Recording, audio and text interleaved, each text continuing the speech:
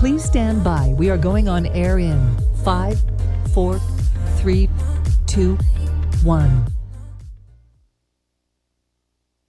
To the Finance and Economic Resiliency Committee meeting, which is serving as the budget workshop. We don't usually do the Pledge of Allegiance in committee meetings, but we have the whole body here. We got quite a nice crowd in the gallery. So Jason and Tamika, you're working hard on this budget. Why don't you take it away?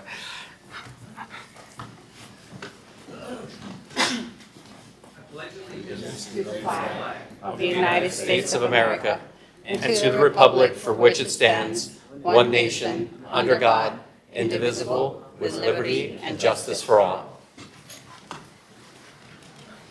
Thank you to all my colleagues for being here. Before I turn it over to our chair, Commissioner Magazine, just wanted to thank Eric, Jason, Tamika for this process.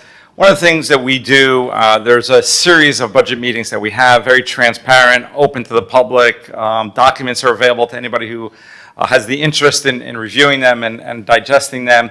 But we also do this in the public and go through the items.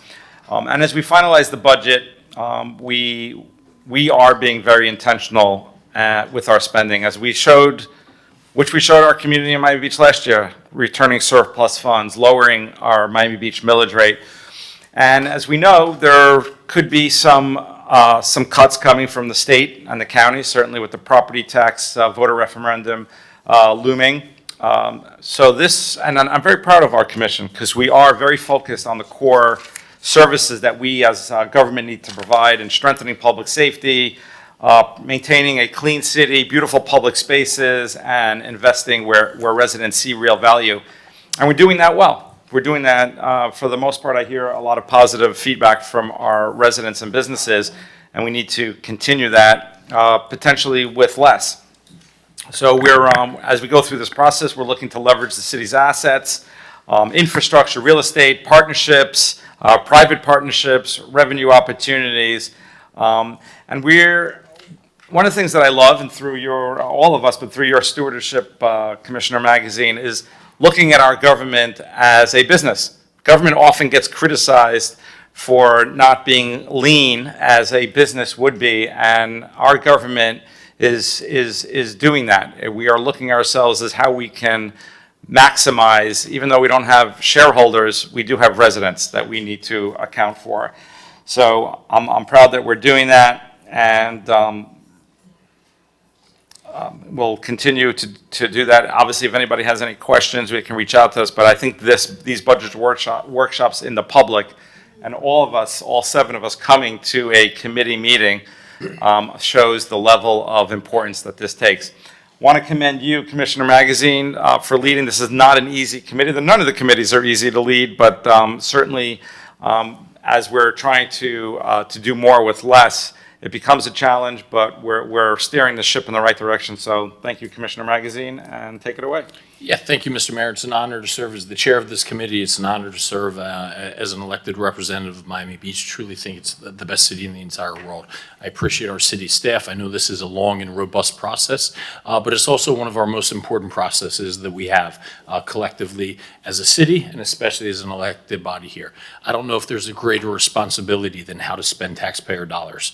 I spoke at a panel representing our city in New York City this past week, and I said, anytime we think about how to spend taxpayer money, we must always ask, why can we be more efficient with this dollar than the taxpayer could if they kept that? Any type of service we provide, why can the city do it better than if we actually didn't tax our residents? I think that should be kind of our threshold across the board. Anytime we're allocating dollars to programs, to events, to services, why can the government do that better than if we let the residents actually keep that themselves? I'm very proud of this commission. This isn't just me. This isn't even just our finance committee. Collectively, all 7 of us have probably focused more on fiscal matters over the past several years than any commission, certainly since I've lived in Miami Beach. And the results speak for themselves. We have rolled back the millage rate for the first time in over 10 years. We've returned a surplus to our taxpayers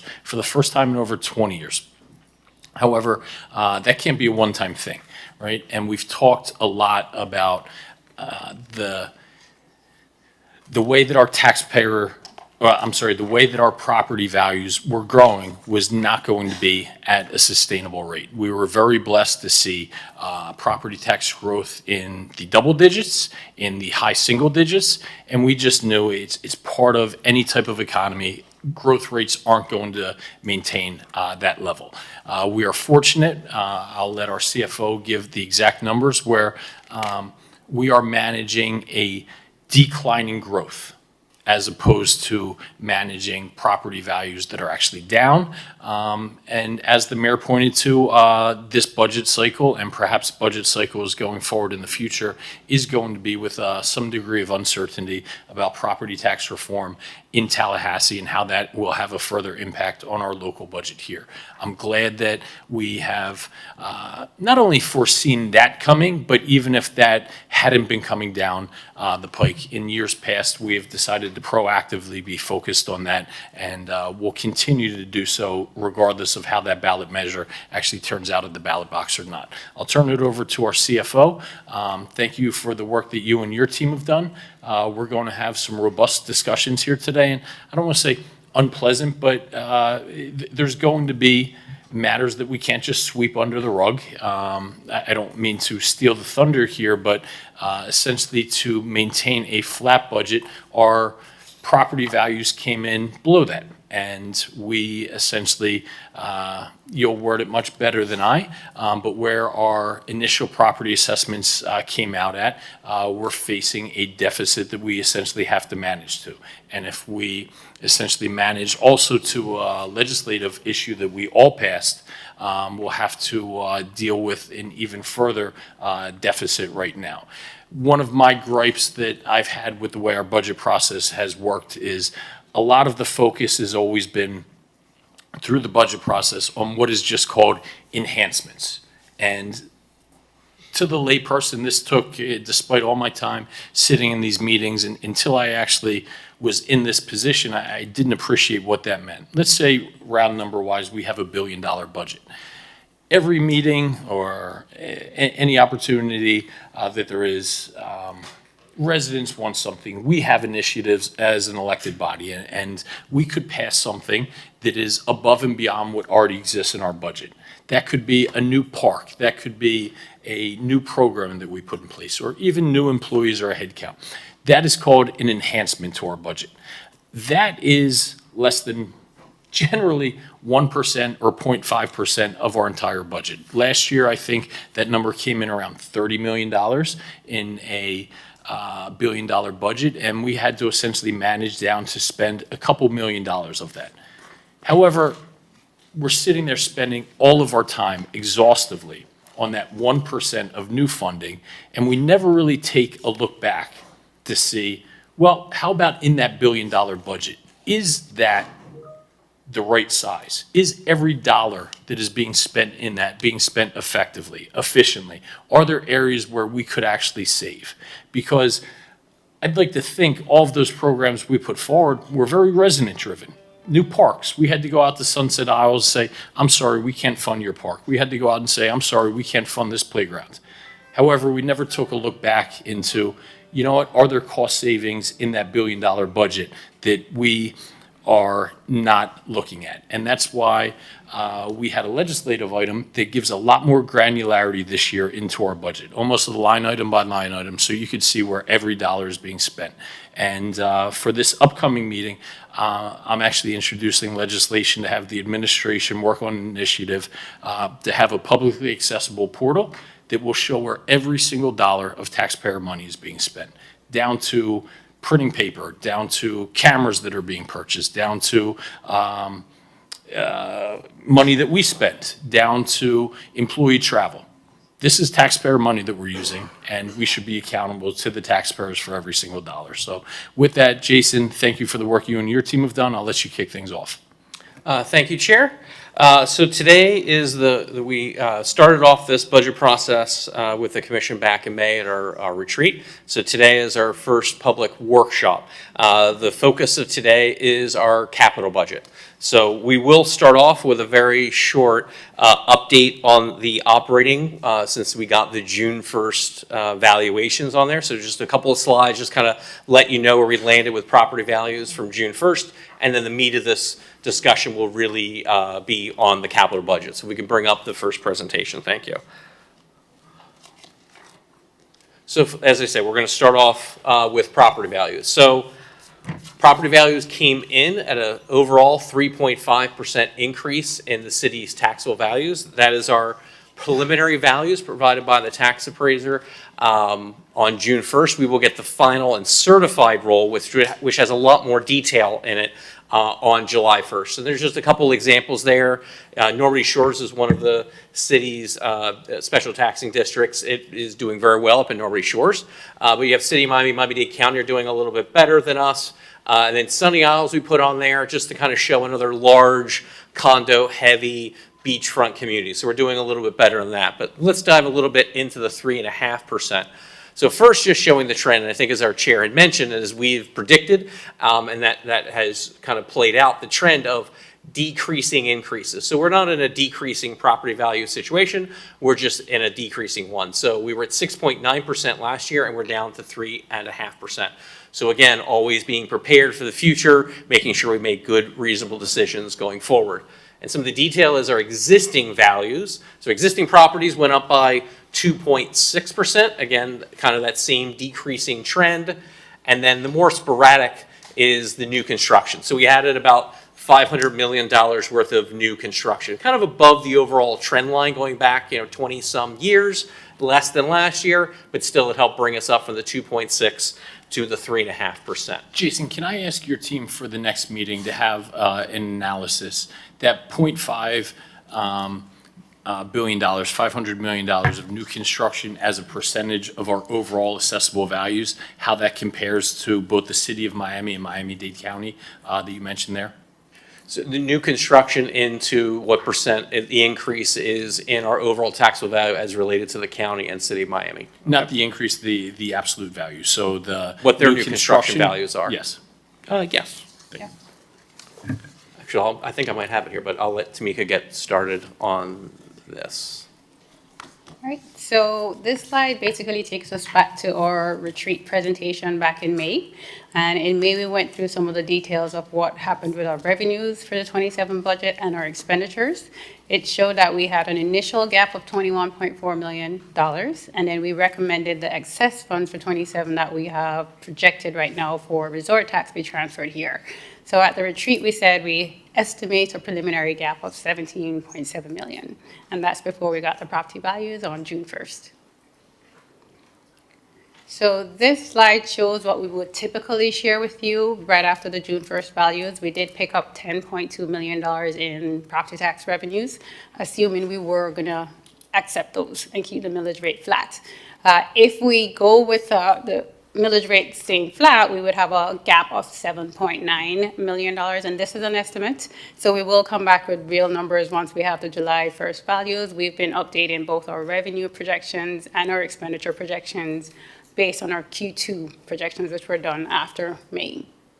And so the important takeaway on this slide is, I know we will be delivering as requested by the commission a rolled back rate budget, which Tamika will get a little bit on the next slide, but this is the floor. So when we go through our budget exercise in July, at the very minimum, we will be needing to, be about a $7.9 million reduction in expenditures. Again, refined. And before Tamika gets on to answer your question, I have that data here. So we were around $500 million. The city of Miami was about $1.86 billion, and the county-wide was about $5.1 billion total taxable new construction. Miami-Dade County had about $5.1 billion, and that was the county-wide increase for new construction. And City of Miami had $1.86 billion in new construction compared to our about $530 million. Maybe if there's somebody on your team out there listening that could just run that as a percentage of the respective assessable values, right? So on a percentage basis. Yep, we'll get that. I appreciate it. Thank you. Yeah, so this slide just takes us back to the rollback rate. So back in December, the commission did ask us to present a rollback budget. So we don't have the correct calculation for the rollback budget. We will have that once we have the July 1st values. So we left it as in the revenue stay flat, the property tax revenue stay flat, which would bring us back to 17.7. We have a little footnote saying that we think based on the new construction values would pick up about $2.4 million in revenues. And so if we applied that, we'd be at a $15.3 million gap. Again, this is preliminary. We'll have the real numbers when we get the July 1st values. Okay. So then I'll just show you where we are with the millage rates right now. So the top operating or total general fund is really just showing the existing millages. We won't have the rollback, what the exact rollback millage is until we're given that by the county, and we'll have that for in July. The really only takeaway here is just noting the voted debt service, which is the general obligation debt. There's a slight decrease because we kind of have flattish debt service, but as the values went up by 3.5%, it shows a slight decrease in there. In normal years, per the city's comprehensive financial policies, and one of the ones endorsed by the Budget Advisory Committee, in any year in which the voted debt service would decrease, to show flat millage, we would show as part of the preliminary budget that being added to the capital renewal and replacement budget to increase dollars being set aside for capital replacement. But as we're presenting a preliminary budget based on the rollback rate, we did not reflect that. So so we move forward on the rollback rate, we will add the waiver of that policy going forward. So this one's just an update. So on the constitutional amendment, and I think the chair and the mayor had touched on this.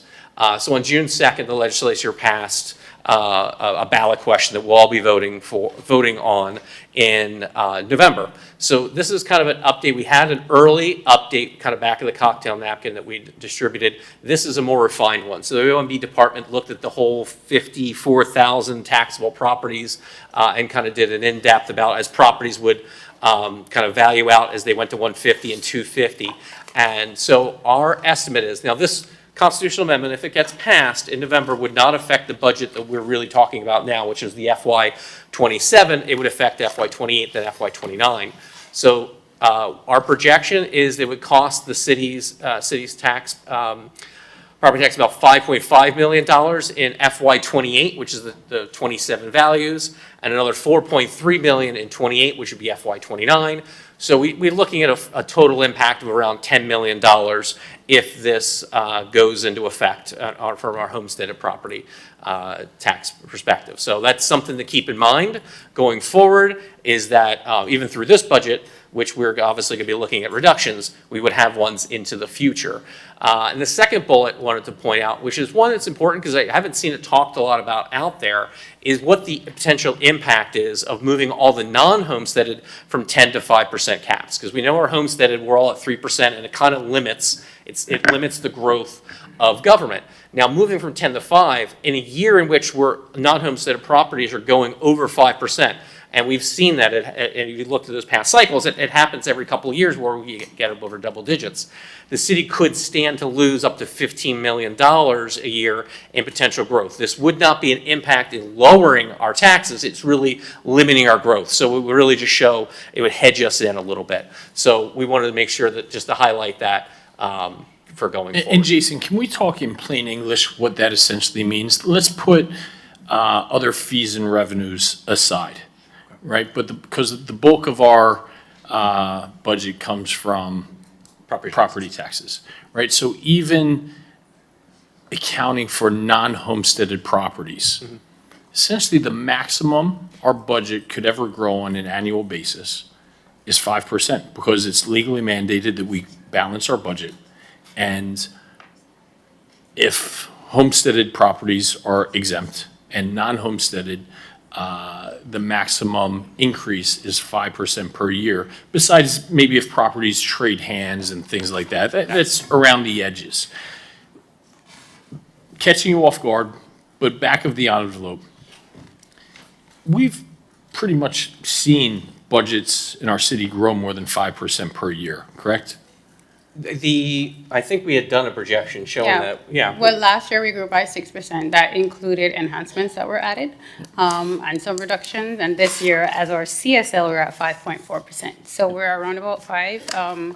The maximum wouldn't technically be 5 because then the homesteaded properties are capped at 3%. So you'd have to do an average. Right, so, but as you had mentioned, you obviously have the effect of new construction, which is limited, let's be honest, in the city, but the effects of new construction, and then, as you said, which is probably one of the major ways that numbers would drive, is when you have, the transitionary situation of our population as you have sales. So you have a sale, and it's $200,000 property, and it's really $1 million, so it loses that tax basis. So you'll have that step up there. So, but I would agree with you that again, as I was saying, this would, if this constitutional amendment passes, this would hedge in and limit the growth of the city's general fund. And we have various employment contracts within our city that essentially show 8% year-over-year growth, right?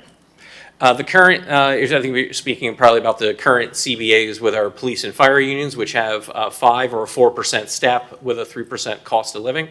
Obviously, those get renegotiated, and I think there's 1 more year left on both of those contracts. So obviously, cost of living at the very least would be something that we very closely looked at, yes. But not only cost of living, right? Like, if we just continue with the status quo, we have major employee contracts that are growing at 8% per year.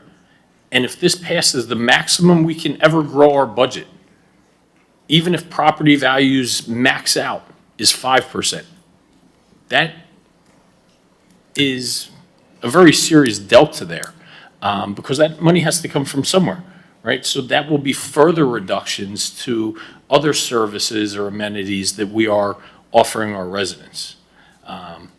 Point being, back to the point I made at our last meeting, we cannot address this without examining some of our salaries, employee headcount, and things like that. And I know we're going to get into the capital budget, but I'd really like, if we have time, to come back and start having preliminary conversations. I know you're not fully prepared for it, so I'm not asking for it to be etched in stone, but just for all of us to prepare for the conversations and decisions that are going to need to be made, that can't be made just at one operating budget meeting.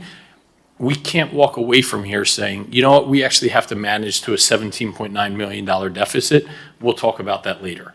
We have to start getting on the same page about how we're going to essentially move in that direction. So after the capital portion of this, I know you don't even have a presentation prepared. We don't need to rely on you. I'm catching you off guard, but we need to start, as legislators, start having those conversations about where we are effectively going to manage an $18 million deficit.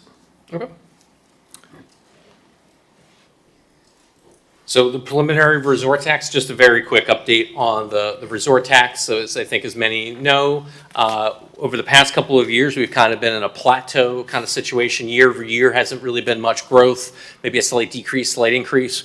But we've started to see that change this fiscal year, where a number of the months have been record months. So we are projecting that trend to continue a bit, and taking that into account, we are projecting to have a surplus of $3.7 million in the resort tax, of which, the recommendation is to move all of that over to the general fund, which is permitted, and that is already taken into account with the earlier projections we were giving you with the $17.7 million. So, okay, so next we're going to get into the meat of today's matter, which is on our capital budget. Yeah, I just wanted to go back. For Miami, the percentage of the new construction of total value is 1.7. For Miami Beach, it's 0.8%, and the Miami, and the last one is Miami-Dade County, it's 0.9%. So we're close to Miami. And Close to Miami-Dade County. Miami. this is what percentage new construction growth is of overall assessable valuations. So when we talk about how we grow and if there's overdevelopment and things like that, we are growing through new construction significantly less than the city of Miami and Miami-Dade County, right? And that goes a long way into revenues that we're raising or lack thereof that are funding some of the amenities that we would love to offer our residents. I'm sorry, can you say the numbers again? So Miami Beach is 0.8%. Miami-Dade County is 0.9%, and City of Miami is 1.7%.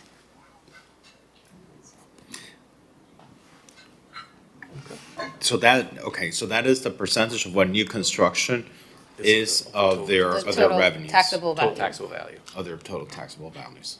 Okay, all right. And I would just put it into that context, you know. It's obviously very different jurisdictions. You know, Miami Beach is only 7 square miles of land. Miami-Dade County is 1,900 square miles of land without historic districts. You know, City of Miami, I think City of Miami is like 30-something square miles of land. So we have much, unlike some of these other jurisdictions, we have much more limited area of growth, which is why I think it's always so important. Whenever we talk about areas where we want to preserve, we always need to talk about areas where we want to encourage the growth, because they rely on each other. Preservation cannot exist without identifying the right areas for the growth. But that's important context with those numbers, because obviously we need that new construction value, but we're also very unique in that we have historic districts that we have to protect, unlike many of these other areas of the county.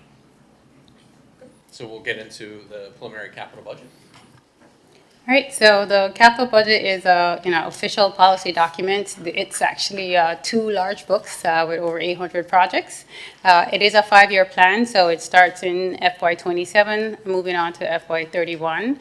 The numbers that we're going to talk about today are our recommendations just for FY27's budget. So our process started in December. So in December, all the departments worked with their teams to submit their capital budget and their operating budget requests. We've had a series of meetings between OMB and the departments, between the city manager and the departments, and then we did do a brief update at the May retreat, and then today we're going into the details of the overall capital budget. So that's June and July. We'll have a second meeting in July on the 17th. And if there are any updates on the capital budget between this meeting and then, we'll present those. And then in August, what we do is prepare the actual proposed budget. You will see every line item detail of the capital budget in those 2 large books. And then in September, we're going to have 2 public hearings to adopt both the operating and the capital budgets. So the table that you'll see next is a summary of all the funds and all the total dollars requested, what we're recommending, and what's left unfunded. So a total of $256 million of funding was requested amongst all the funds here. We recommended just under half of those projects to be funded, and the remainder is a little over half. The biggest group that we funded was utilities. That's where the biggest needs are. We did as much as we could with the water and sewer and stormwater, using the dollars that we do have. There are a lot of projects that are pending to be funded based on future discussion on the water and sewer rate increases. So we just wanted to give some insight onto how we made recommendations, what we did when we prioritized the projects that you'll see now. What we try to do is focus on the renewal and replacement of our existing capital assets using our CRR, and then we also use our PAYGO dollars to fund existing projects as well, projects that have gaps. We try to allocate funds to projects that are eligible for grants. We want to put aside the match dollars in the event that we do receive the grants. We do have some older bond dollars, not just in the parks and police funds, but we also have parking bonds. So what we try to do is scrape all those dollars. Those usually come about when projects get closed and so there's some leftover dollars or interest income.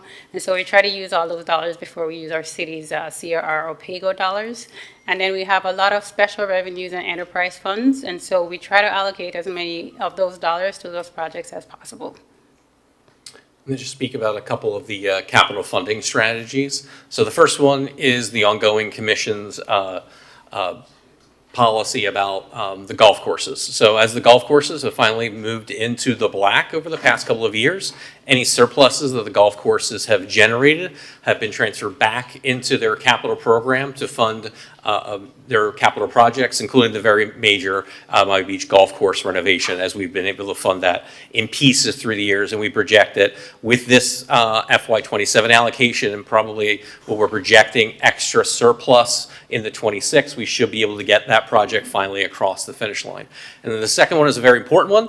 This is one that we've followed for the past 2 years and is now part of the city's comprehensive financial policies, which was kind of the examination we took at FERC, where we made a determination to try to move away from volatile revenue sources, so which is interest income, to take that away from the operating side and move that to the capital. So as we've increased it, we're now at 35% for the 2027 general fund to move that interest income. So that's an extra $3.4 million we've taken away from operating expenses and moved it over to our capital. This year, we put those towards the PAYGO, and we will go through some of the detail on that, but first.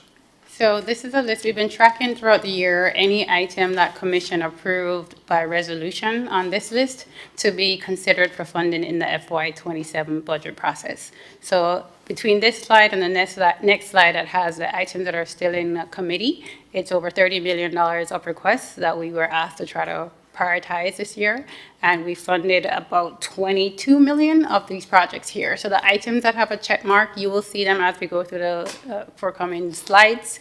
If it has a check mark, we are recommending funding those projects. The only one we aren't recommending fully funding is the second item.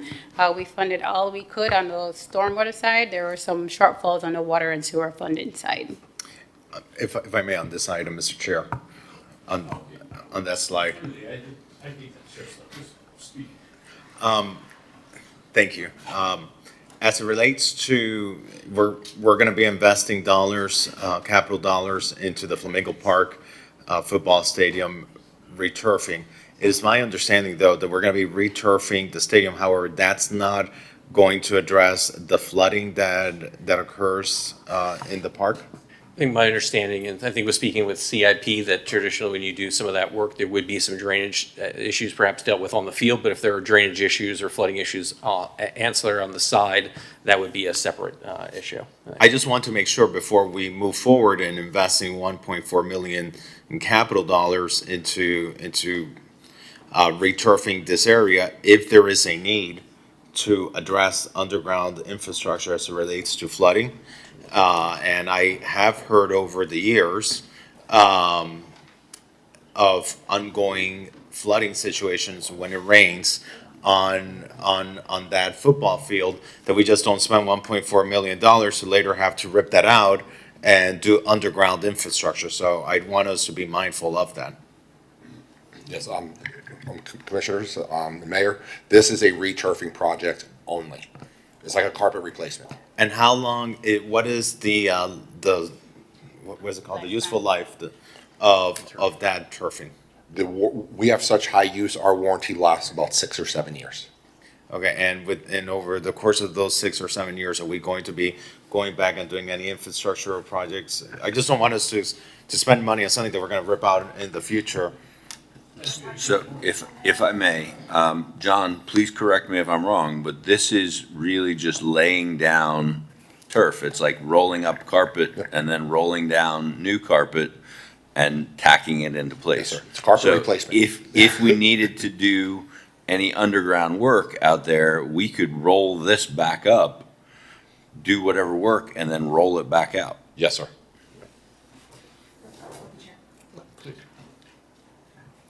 Thanks, John. Thanks, City Manager. So the Flamingo Park track is a safety hazard as it stands right now because there's actual divots in the track for folks that use it, whether they play soccer or football. It's really a risk that they could injure themselves by spraining an ankle. So unfortunately, to your point, Commissioner Fernandez, it's absolutely we need to do the underground drainage, but we can't wait on this too much longer because someone's going to get injured on that field, and it's really a safety risk. So, I don't know how much longer it will take us, if we'll have to wait another 10 years to recarpet if we do the underground drainage work too. But it's, right now as it is, it's a safety risk. And there are hundreds and thousands of people that play on that field, whether it's soccer or football. We have kids that play there every single day, and it's, at this point, it's a safety risk. So I would like to urge my colleagues to get that funded. I have a question. Joe, that's okay. Guys, stop. I'm not approving every time somebody needs to speak. Just speak. Listen, it's been 2.5 years of training. It's gotten beaten into us. All right. Gloves are off. No, I'm kidding. Okay, that's done. So here's a dumb question, and I know we don't have money for this, but how big of a project is the infrastructure underlying? Because when we were talking about moving the fire station, which eventually I'll get over, but it's not today.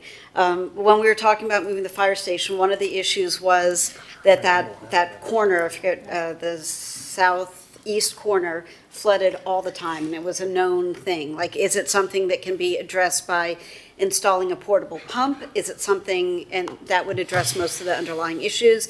Is it something where we need to rip up the entirety of the field? How big of an infrastructure undertaking is this? Is it possible that we prioritize this as well?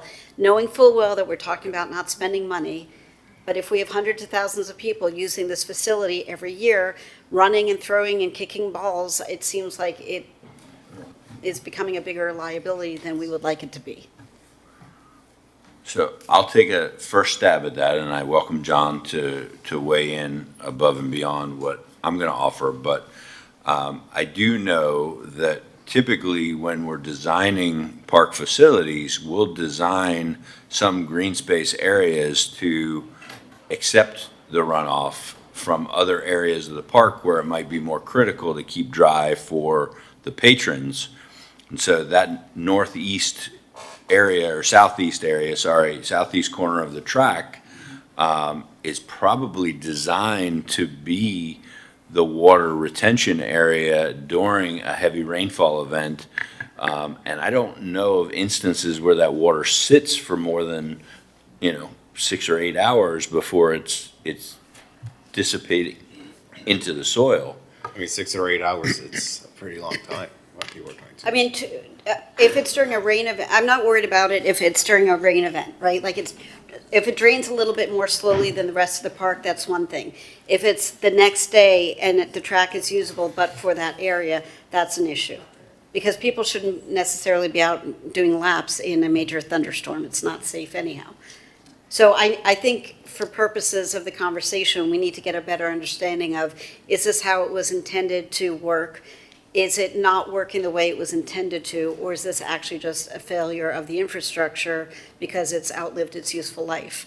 And that's not a trick question. That's not me like being, getting my claws out. I'm just saying, what's the scope of the issue? Is it that is actually working the way it's supposed to, and people just don't realize it because they want to be able to use the track immediately, which is one conversation, versus something broke and we haven't dealt with it yet, and that's another conversation. There could be 12 points along the continuum. So to get a better understanding of that, to better understand what makes sense, we've got FIFA here. I would have loved to have had FIFA pay for the whole thing, which I know they couldn't do, whatever, but down the road, this is the only place where our kids play soccer and football, right? So we're trying to encourage more families moving to Miami Beach because we have great facilities. And if one of the preeminent facilities in our city is underwater more than it's designed to be, that's something we should probably look at going forward. And those are legitimate questions, and those are things that we can very easily look at by going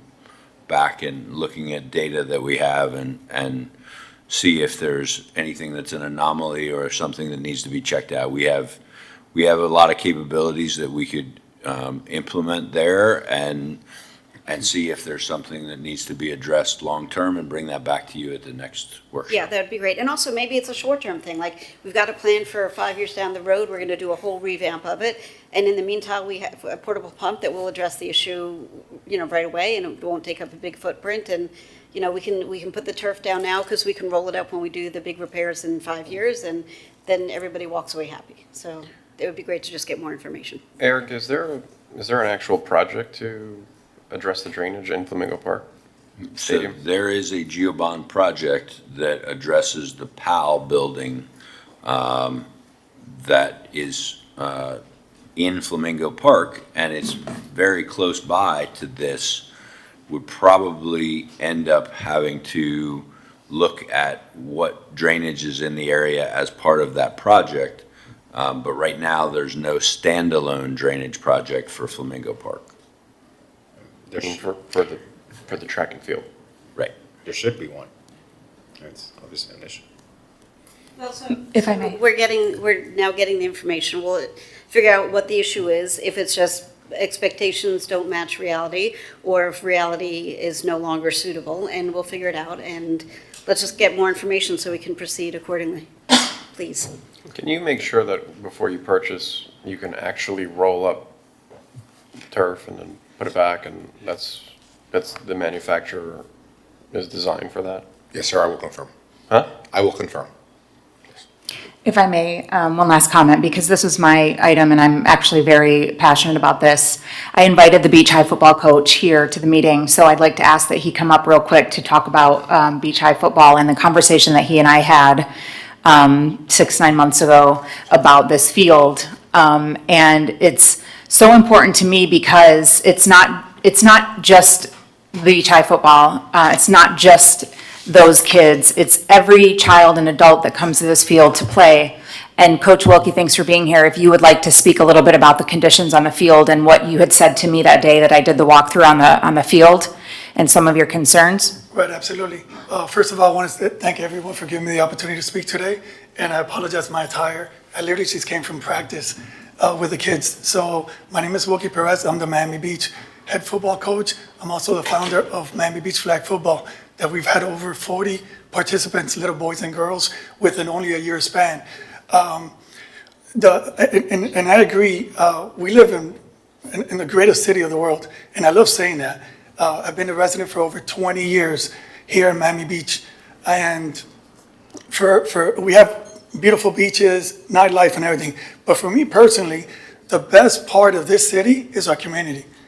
And my son went to South Point Elementary, Nautilus, now he's gonna go to Miami Beach Senior High, and I see kids playing there all the time. I've been training in that field for over 20 years. We actually trained the Heisman first round draft pick, everything on that field. So there's a lot of great things that have happened in that field, and our kids play there all the time. For me personally, and I reached out and she went and walked the field with me, and we saw these holes right before a football game. And I told her, and I said, look, I don't have the heart to see these kids play here and get an injury. If anyone here has an injury of like a knee, your ankle, anything, that you've had an injury prior to sports, I just don't have the heart to see a kid have an injury because we didn't do our part. So that's why I wanted to speak up as a coach, as a citizen. And my mission is to have Miami Beach, one of the greatest, we're in the greatest city. Why not be in the greatest sports city? Where when you think of Miami Beach, you think of great football team, great flag football team and other teams as well. And that's our community. That's what we do for our community. So I want to thank you so much for allowing me to come and speak on our community behalf. But I agree. I think it's something that's extremely important. I understand in terms of the flooding. I experienced that ourselves. We canceled 3 games this year because of the flooding, because we got there and the flooding was there. So I obviously I'm just a coach. I'm not an expert in the budgeting part, and I trust you guys that you'll make the right decision. But kids getting hurt matter. That's all I'm going to say. It does matter for me, and that's as far as I go, because that's as much as I know. But I think we should protect our community, and have those kids have fun, and I hope we can make this happen. Thank you, Coach. Thank you for all you do for the community. Hopefully, what's been conveyed here, you see that we are committed to fully funding the resurfacing of the Flamingo Park field. None of us are experts here. We initiated the conversation. Eric, if you and your team can come back and say the steps in which we do it, if it should be part of a broader resiliency upgrade, or if we can do this in kind of a stepped process as planned, and we can discuss that in time. Thank you, Mr. Magazine. And by the way, man, you guys have done an amazing job in the city.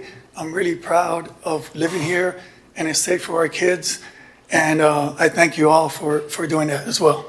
So, thank you. And I just Thank want you, Coach. And I just want to explain, my comment was never to question the need of this, but what we don't want is for you to have to continue canceling games because of flooding. Understand. Obviously, we all support the returfing of the field, but then what good is the returfing if you're having to then cancel the games because we haven't provided the proper infrastructure to avoid the flooding? Absolutely. But I want to add to that though, but we also, I'm worried, and I'm not saying that anybody's suggesting this, but I just don't want this to now get stalled because we're now going to roll out a larger infrastructure. We can do both. We can re-turf and then look at the infrastructure and do that. Because the turf only has how long? Because of our high traffic, in about 6 years, we're going to have to redo it anyway. And if we can indeed roll it up, we can redo it. I just want to make sure that turf gets redone, ideally after football season this year. Yeah, I'll just jump in. I'm with you, Monica. I think that's absolutely what needs to happen. And in the interim, like I said, again, Eric, not to step on your engineering toes, but portable pumps work wonders. And maybe that is the interim step between now and figuring out how deep the infrastructure issue is and what the timing is and all that, so that you don't have to cancel games. So it's not just you guys at the high school. It's the travel soccer team.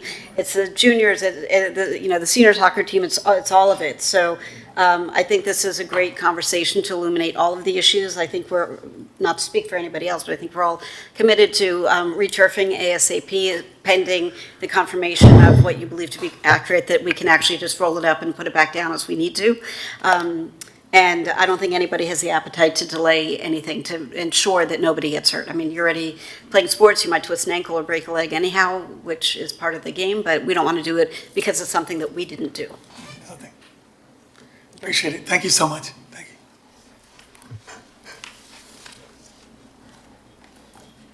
And this is just the slide that shows the projects that are still in committee.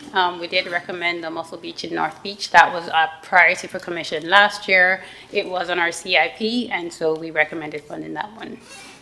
Tamika, can you just go back one slide? Sure. To the previous one. Please. Oh, sorry. Prior.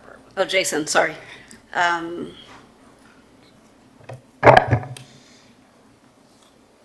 Does a bus really cost $35,000?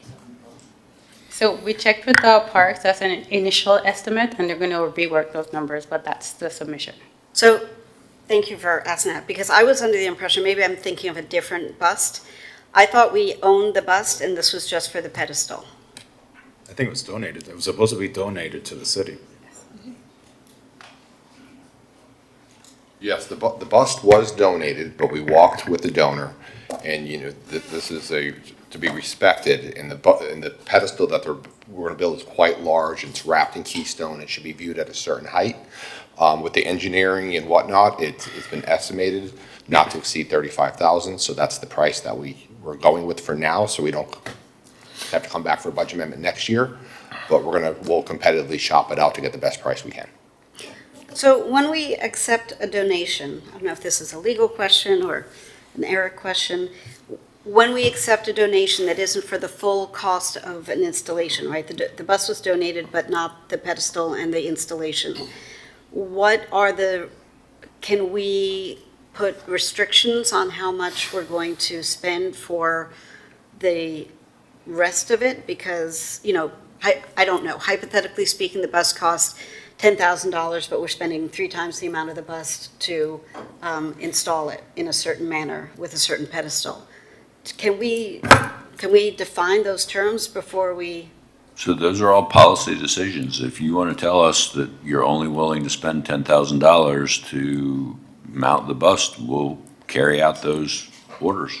Well, I mean, I don't think any one of us know how much it costs to mount a bust. Where did this $35,000 come from? I mean, I'm just wondering, is there a way to, I mean, I'm not even completely sure. I think I remember General Jose San Martinez, the Peruvian general? You're asking the wrong commissioner. Who was the sponsor of the item? I believe it came from a committee, from Hispanic Affairs Committee. Right? Okay. I mean, is there a way to get that cost down? I mean, why is it $35,000? Where will it be displayed? like the Normandy area by the fountain? Is it, I mean, I'm looking at, on Google Maps of the Collins Park No, bus. this is the one going up to. I know. Yeah. Just looking at the Oh, sorry, yeah. pedestal. And it looks like it's wrapped in tile. And it has, you know, a simple concrete foundation. This doesn't look like $35,000. Understood.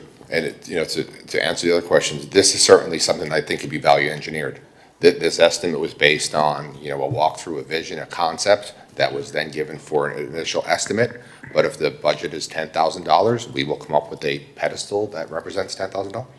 Yeah, I think, I don't want to shortchange anybody's vision of, and if I remember correctly, this is Argentinian, because of there's a connection to Argentina up there. If I could be making this up, but I vaguely recall this conversation. The Normandy Fountain area is already congested, so I think having a larger bus, a pedestal, is probably complicated because we don't want to encourage people to get close to the traffic. I think we need to, and I totally, if I'm remembering the correct conversation, I totally understand where the passion behind this is coming from, and we're not trying to minimize any of that. I think we just need to be a little bit more mindful about the space that it's going into, and look, we're all going to be making cuts. I know that other committees have talked about donating art and fundraising to support the entire cost of the project. So, you know, maybe that's something that can be explored as well. But I think $35,000 for a pedestal seems like a lot.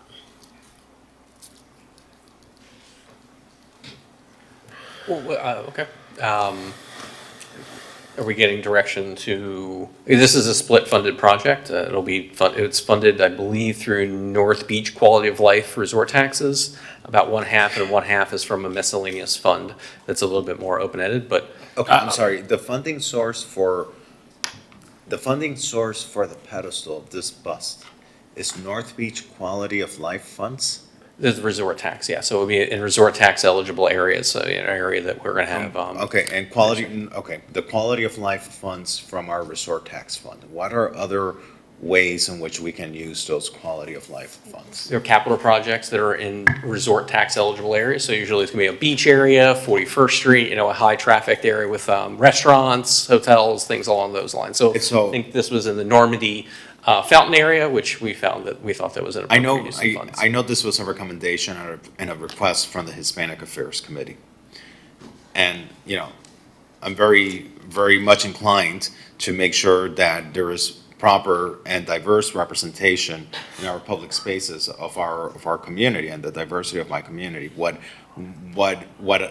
I have difficulties agreeing to is using quality of life funds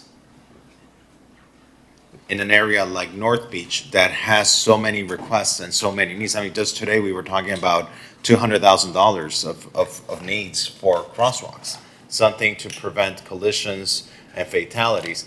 And so I don't know, I have concerns, you know, in the order of prioritizing. I just want to make sure that we don't have other quality of life issues when we get so many complaints from North Beach that there might not be, you know, other needs in North Beach where we might need to prioritize these dollars. Because I'm sure, you know, there can always be a benefactor, and I'm sure we can always find a benefactor or a sponsor for the pedestal for the bust, so we can fund some of our other critical needs that the community has for their quality of life in North Beach. Well, if I may, if the interest is to have a lower budget and not use those funds, the split funding, $16,336 was out of a miscellaneous old CDT fund. So the budget could be maybe dropped to the $16,336 there, and the $18,000 and change in the North Beach Quality of Life can be transferred over to the one major project that we weren't able to fully fund, which was the security bollards on the beach walks. You see, the security bollards on the beach walk is something that we hear about in North Beach and throughout our community. So, you know, we can value engineer, reduce the budget, and then free up North Beach Quality of Life fund dollars so that we can address issues that our residents are raising to us. Then I think it's a win-win. So we can reflect that, and when we get to those individual funds, I'll make a note of that to, you know, make sure we get consensus on that. But that sounds like a good idea. Okay, so we'll put it back up. And slides then, ahead. yeah, and then we were getting started on your funding sources. Can you go back to the Muscle Beach slide? Sure. Last time we discussed this, there was a discussion of maybe getting a sponsorship for the equipment. Where is that, John? That item is still at FERC to be heard. I've spoken with the sponsor of that item. This is another one that would be a North Beach quality of life element, because it's a beachfront kind of project. And the idea would be he wanted to still continue having that discussion at FERC with the Parks Department. And if there was an availability to find sponsorship, either two ways, is either you could build a bigger project, or you could supplement funds out and just not utilize all the $300,000. And that was the plan. I just don't see how that is gonna cost $300,000. I mean, it's just a container with weights that, we just purchased, actually. I mean, is this more of like the art component of Muscle Beach, or is it the actual equipment? Yes, this project's been around a while. It goes back to the 2025 committee. And we were proposing more than just the container to somewhat replicate what we have in South Beach, up in North Beach. Yes, sir, we could do just a container for less than $300,000. And to answer your question about where are we with the sponsorship, there was just a meeting Monday with a potential sponsor. They are going to run through all of the options and come back to us to see what they can bring to the table. I don't have a number to present to you today. So we'd like to keep this in the funding, but if we can get a sponsor in the meantime, great.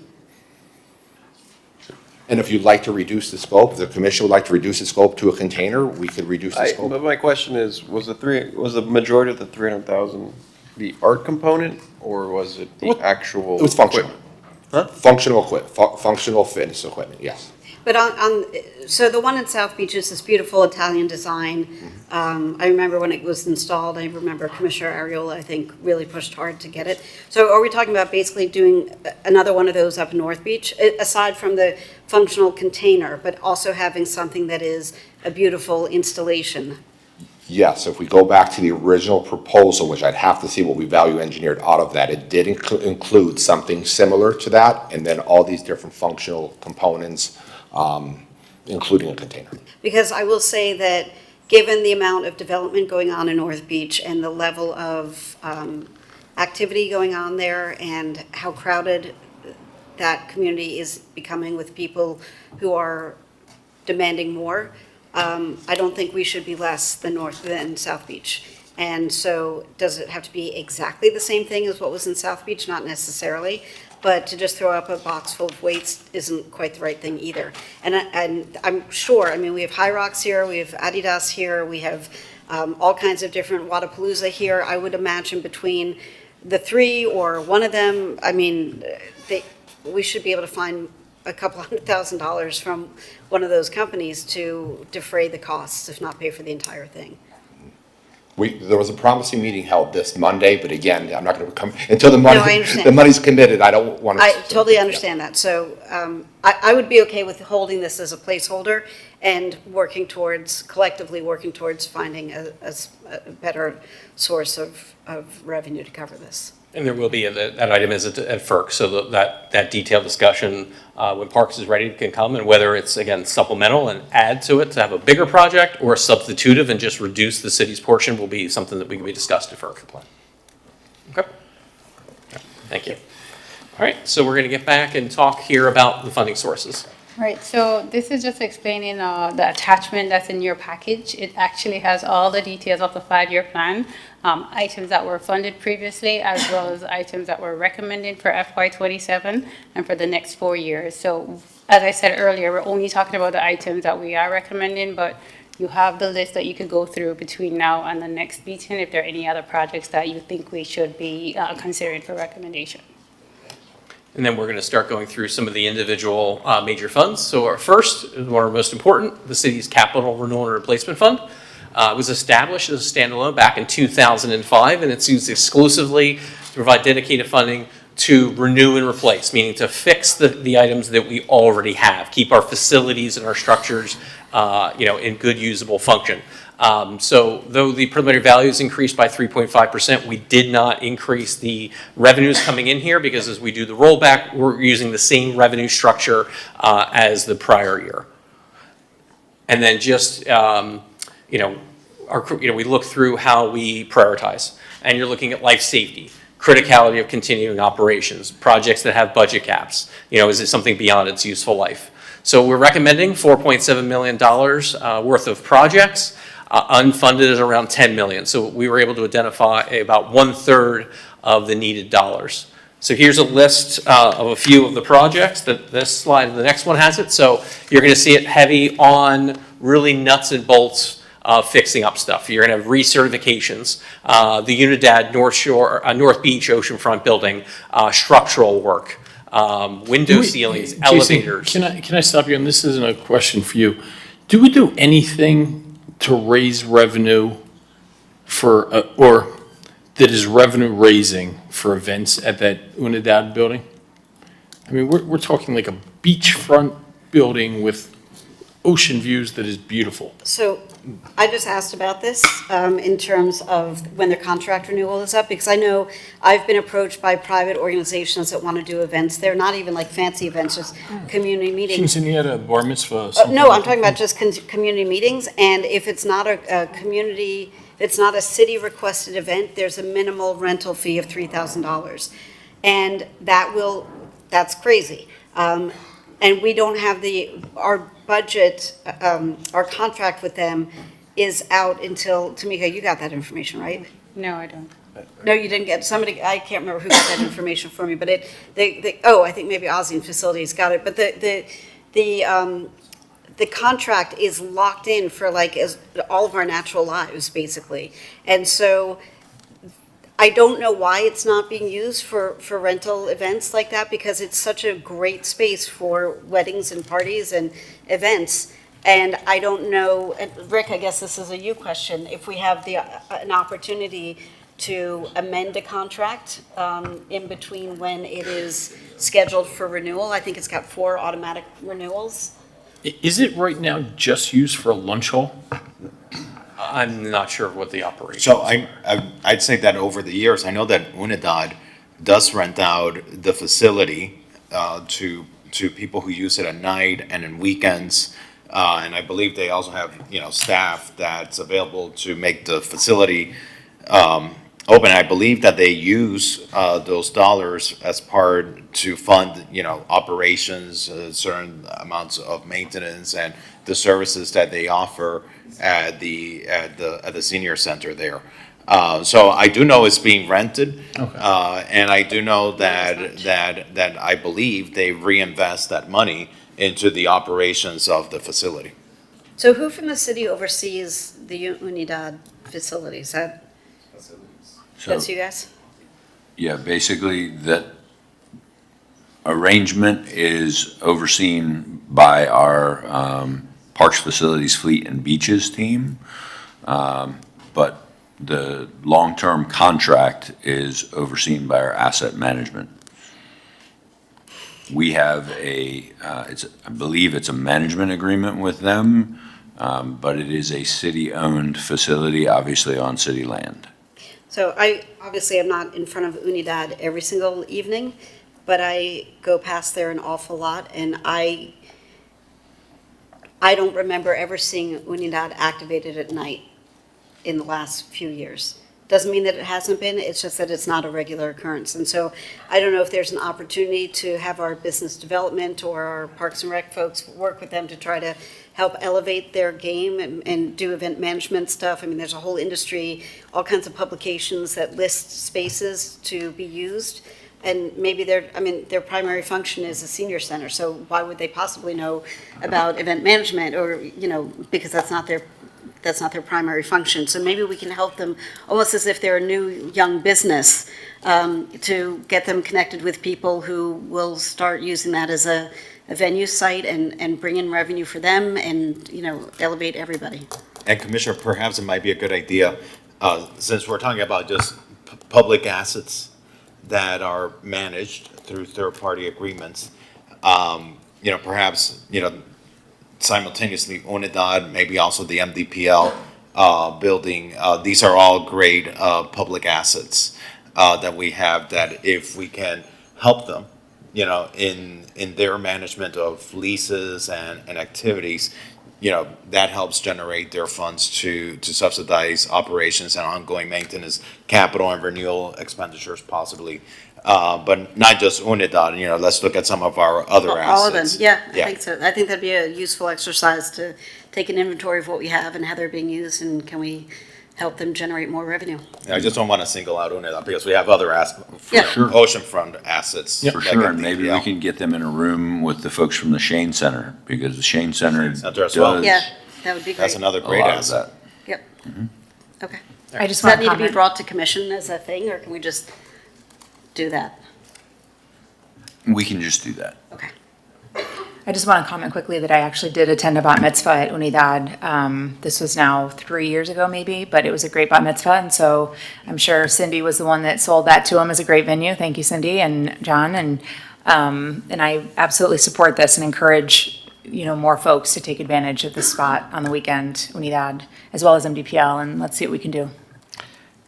Yeah, we were joking, because I attended a bar mitzvah there, and it is an underutilized space, which I believe our convention center too as well, but that's a separate conversation that I'll be bringing, we'll be talking about probably at commission meeting. But there's a good conversation, so thank you. All right, thank you. Bring it back up. All right, so just, again, more about nuts and bolts, kind of renewal and replacement stuff. And here's the last one. We got roof replacements at the PAL building. We got the Miami Beach Police Department Community Center roof replacement, the Rotunda. We did do a major structural project there, which determined there was roof replacement needs there, HVAC work, pool electrical improvements, things along those lines. And now we go into the pay-as-you-go fund, and that actually comes from a dedicated millage rate as well. Just like the CRR, we did not increase the revenues based on the increased property values. We kept it flat at last year's number. So that 5.9, in addition to the funds that Jason mentioned, the transfer of $2.6 million for the golf courses, as well as the $3.4 million that we have an interest income. And then we did have an additional $1 million. Sometimes throughout the year, we have projects that get closed out, and we also get interest income as well. So we had a total of $12.9 million to allocate. There was a request of $78 million, so we do have $65.9 million that's unfunded. We try to fund the projects that were most critical. So for the slides moving forward, if you see a blue font on the project, it was on the list that we talked about previously, and these were items that we were asked to consider funding in the 27 budget process. So again, another thing I would mention is that some items here say partial funding. So for example, the citywide bridges, there is a current appropriation of about $6 million already. We were able to partially fund. If later on, when we get the July numbers and we have additional funds, we could come back and add funding to the bridges. We also have projects that say we either applied for a grant or they're split funded. Split funded means that you'll see this project show up maybe once or twice or thrice in the process, because we're using PAYGO funds here and we may be using some other miscellaneous fund to fully fund the project. One of the biggest items we're funding here is Marine Patrol dock improvements. Last year we were able to allocate, I think it's about $93,000, and now we're actually allocating the rest of the project. The second largest item that we're recommending is the final portion, well, almost the final portion for the golf course renovation. We, again, have been using their own surplus. I believe it's about $500,000 that's left unfunded, and we're hoping by the end of FY26 that we'd be able to fully fund that project. Tamika, and maybe this isn't a question for you, but for the golf course, when is the operating contract up for that? John, just sit up front, dude, please. Yes, sir. I'm pretty sure it's September or October of '27, so we have a little over a year left. And the discussion we're having with the tennis center made me think of this. Would it make sense to essentially, as we're looking at different operators or management agreements, say, go out and have a new operator fund it, or at least see what that proposal is. It certainly is something we can look at. Right now, we're under a management agreement, which would be different, but we certainly, as we're looking at having to re-advertise and maybe reset Right, I mean, ourselves. instead of spending $2.5 million of taxpayer money, and albeit I get that it's due to the operations of the golf course, but I'm not going to make that granular distinction here. Instead of spending $2.5 million of taxpayer money, put that as part of the bid for the new operating agreement for the golf course. Okay, we're offering a 10-year contract. Let's see the proposals, what a $2.5 million renovation is going to bring back. Does that make sense? So if I could, the $2.5 million is just the latest installment of what I believe is a $9 million renovation that we're anticipating. Certainly, we could structure it that way. However, it will require us to enter into a long-term agreement so that they can recover their capital. And it's going to mean that we're going to have a lot less control over what happens. Right now, the city basically manages all of the budgeting and all of the decisions that happen at the golf course. We have a third-party operator that handles the day-to-day, but they can't do anything without saying, "Mother, may I," to the city. And there are a number, if I may, there are a number of major also capital projects that are planned in for the Normandy Golf Course. I think there's a couple $1 million coming up in a year or so for soil remediation that I've been speaking with Environment and Sustainability. We'll have to move forward on as soon as we can, which will be the next chunk of money, probably for the 28 surplus will be used, and then we'll be setting aside, the surplus of the golf course money for eventually the Normandy course renovation, which will be in 5 or 6 years. Correct. Yeah. I mean, can we do something to explore those conversations before we commit $2.5 million now and further money in the future? I'm not saying I'm dead set locked into that, but a public-private partnership, all options should be on the table, and the private sector essentially bearing those costs and then getting it back through a longer-term management agreement is certainly standard operating procedure in my mind. So I guess the good thing is that we're kind of just setting this money aside. It's not that we're putting it into a contract and locking it up. And so at some point in the future, if we wanted to change our mind, this doesn't overly tie our hands. And obviously, we're always open to conversations. My fear would be that there would be folks that would want too much in return in order to front Well, it's that a public kind of bid, right? capital. What's that? It's a public procured bid. Right, it's not just a bilateral bid where somebody has this over the barrel. It's, we put it out to an RFP. I'll make a comment on We could that certainly. as well. Of course, I'd be open to hearing things. I've been approached by developers about projects there similar to what's going to happen at the Nikki Beach location. The Miami Beach Golf Course and Normandy are special. Our residents love it. There's free parking, the food is affordable, and once you enter into a public-private partnership, all of that changes, and not necessarily for the better, I feel. What Eric our city manager just mentioned is we still have control. We lose that when we do PPP. Well, isn't that what we're doing now? We essentially have somebody We have else a managing. management agreement, so Right. they don't own part of it, they're not building up, but any RFP that would come, they would want to build up, add Whoa. valet.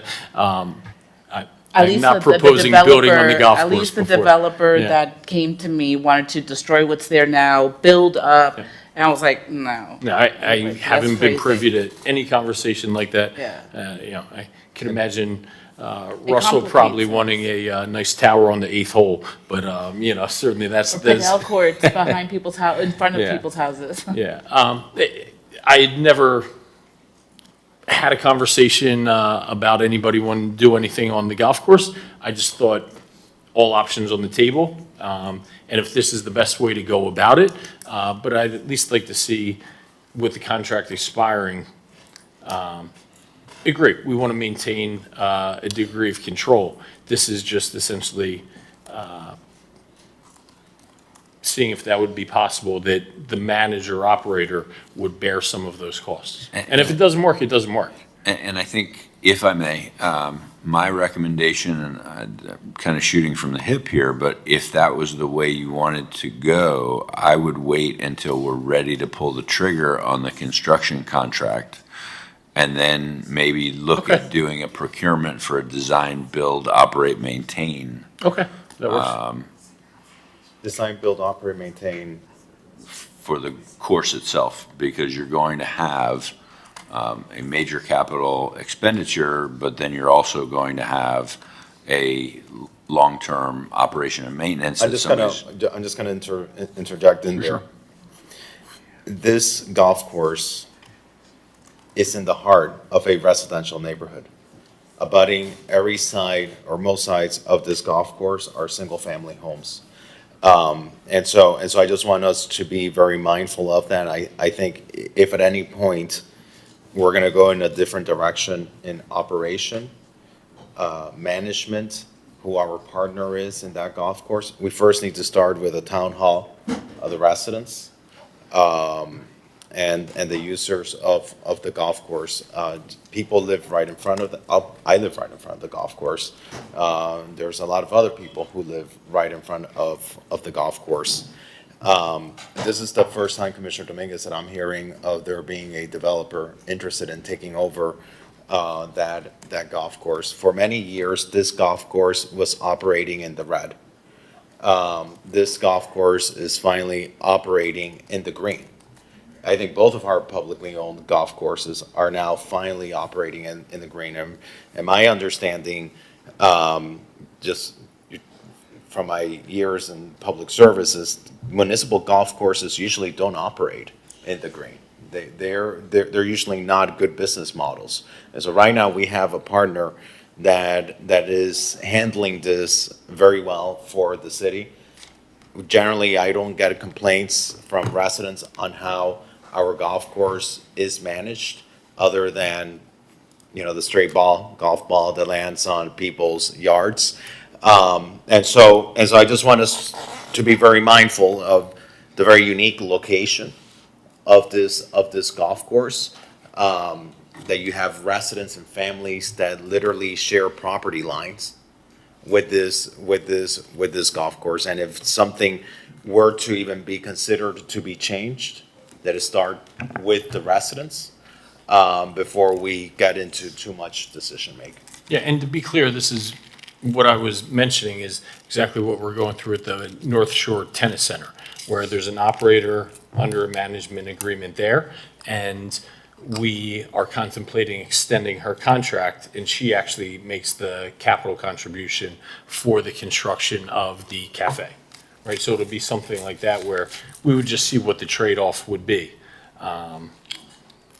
for something like that. And Eric, has anyone approached the city has there been any interest, whether informal or formal conversations about any change to this property? Not that I'm aware. All right. If I can jump in on this, the golf course is a Donald Ross designed golf course. And the reason I know this, that it's a big deal, is because when I moved here 1,000 years ago, my then husband is still an avid golfer, and he was super thrilled about the fact that we were walking distance from a world-class golf course. And that's what it is. We shouldn't lose sight of that. I don't know about the original architecture, the course design of the North Shore, the Normandy course, but the one in the heart of our city, the one that people come to on vacation, is a world-class design golf course. And both of them serve as community centers, not just for the people who live around them, but for community meetings of all stripes. The food is good at both places. It's accessible, as somebody else mentioned. Do we want to find somebody else to operate? Potentially, but I would never be supportive of ceding any more control than we have now. And I was under the impression that these capital improvements were being generated by the revenue that they are. So it's not that we're taking money out of the budget, it's a question of the money could go to something else in the budget, which I understand and is a very valid point. But but I don't think that we should be overly hasty to find somebody else to operate, not to operate. I would be very cautious about finding a new operator, because I fear that somebody would want much more than we would be getting in return.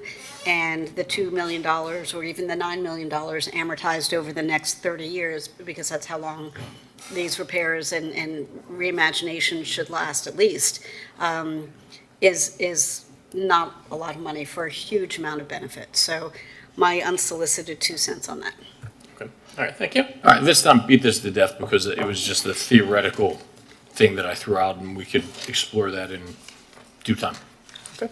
So we'll go back up to the PAYGO list. All right, so this is the last of the list of PAYGO projects. I would just highlight the Flamingo Park Stadium, the turf that we talked about. The majority of the funding is in PAYGO.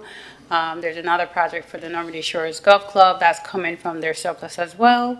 The Polo Park basketball court lighting, that was a commission priority. And then the Monument Island, we did fund a portion last year, and this is the final amount for the project, and this is to have some ripraps around the island to prevent mooring on the beach.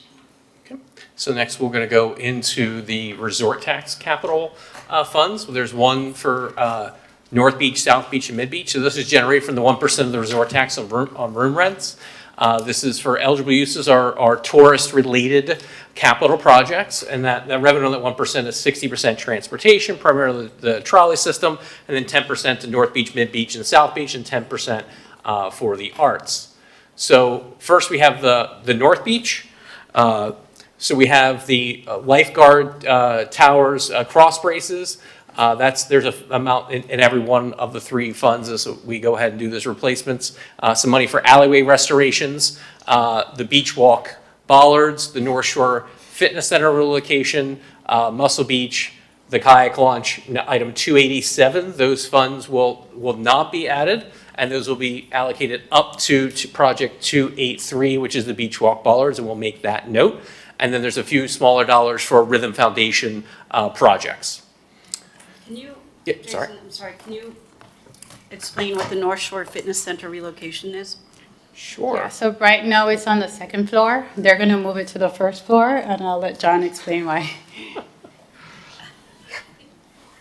Yes, the North Shore Parking Center, that is a DCF childcare site, and it has a lot of restrictions with commingling adults while the kids are in program.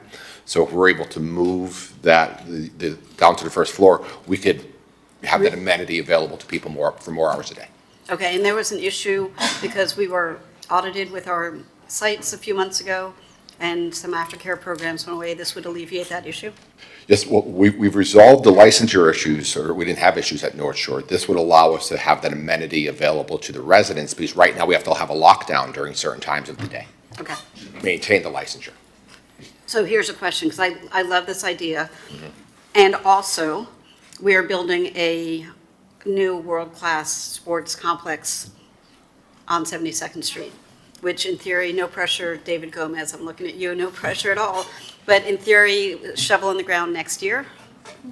So, and 2 years to build? So, does it make sense to spend $357,000 to cover us for 3.5 years?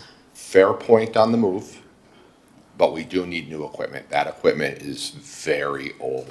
It's time to replace that equipment either through a purchase or a lease.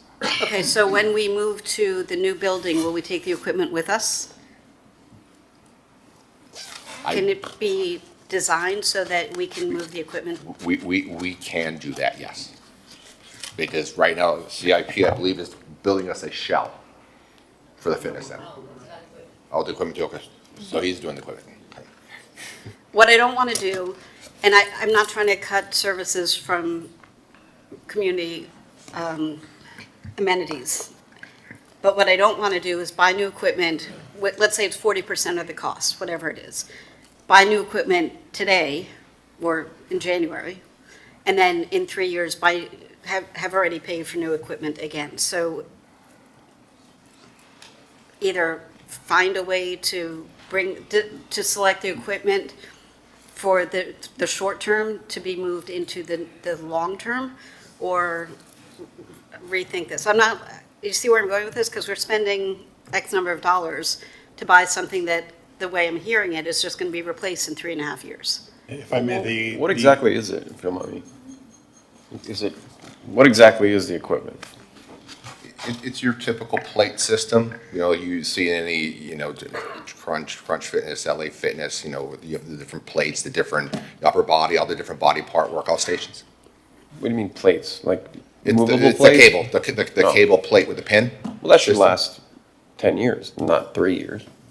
No, it's not an issue of the equipment not lasting. It's at the North Shore Community Center complex, whatever we're calling it, 72nd Street complex, is currently designed, from what I'm hearing, to include equipment already that's already identified. So why would we buy new equipment in place currently and then not need it in 3.5 years? So it's not an issue of the equipment not lasting. It's like we're buying It's a fair question. the same thing twice, basically. If I may, David Gomez, Director of Capital Improvements. The facility being designed for the 72nd Street Community Complex was always intended to be augmenting the services at the North Shore Community Center. Specifically, the fitness center was supposed to be a higher-end fitness center that I think is going to serve somewhat of a different population. They may or may not coexist with the same equipment or the same users. It's up to the commission and the city on how we program it and how we use it. When I asked about future uses for the existing facility, I was told that there are no plans for it. So now I'm hearing that it's planned to stay open. We're going to have a community center a block away from a community center? They're different uses. For example, the 72nd Street Community Center has the aquatic complex. It has the fitness center, which is has always been described as a higher-end fitness center. The existing community center has the tennis center, has the child care and daycare stuff. So they don't necessarily overlap. Okay. I mean, the higher-end fitness center in a community facility at 72nd Street, it's not anatomy. I mean, we're not talking about some crazy, super fancy cryogenic gym. So it's just a gym for residents. Yeah. Okay. So we're gonna have 2 gyms? I don't know if Parks was programming to keep the existing one going or if they were going to merge them. So we could probably use that, if we're gonna have a much better gym at 72nd Street Complex, we could probably use the space in the North Shore for something else. Correct. If anything were to move from North Shore to 72nd Street, the fitness center would be one of the top things that could move. And then that square footage could be used for a different type of Right, program. but Commissioner Bott's saying is why spend, how much was it? $375,000. Yeah, almost $500,000 on something that may be not needed in a couple of years. That is a fair point. If we were to open up in 3 years, open for business, I could see that. We could also but the equipment is old, and we do expand use of the center by moving it to the first floor because we don't have those childcare lockdown issues that we could work around by moving to the first floor. So you're not only getting new equipment that we need, we're getting extended use to the community. What I can do is look at a lease option. I was just You know, going to ask you about that. I would rather lease it for a few years. I mean, Which is common. if it's exorbitant, then that's not great either, because we'll find a space for gym equipment, but let's look at leasing it. And also, what is the breakdown between the cost of expanding to the first floor versus the equipment? Like, we got a lump sum of $375. Is 75 of that moving and 300 of that the equipment, or vice versa? You know, so that makes a difference too. Yeah, I have that breakdown. I won't have you watch me go through my papers, but I can get that information. Okay, thank you. Okay.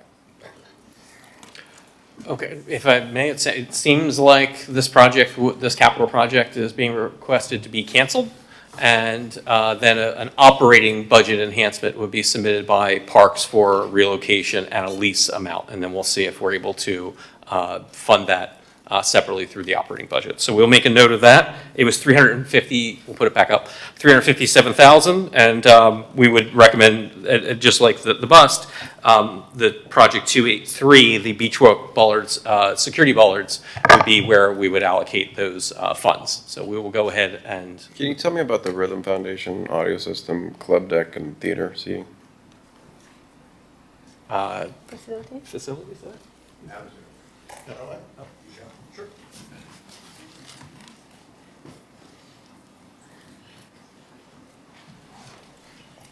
Good afternoon, Adam Ganuza from the Rhythm Foundation. It really should say Miami Beach Bandshell, audio system, club deck, and theater seating.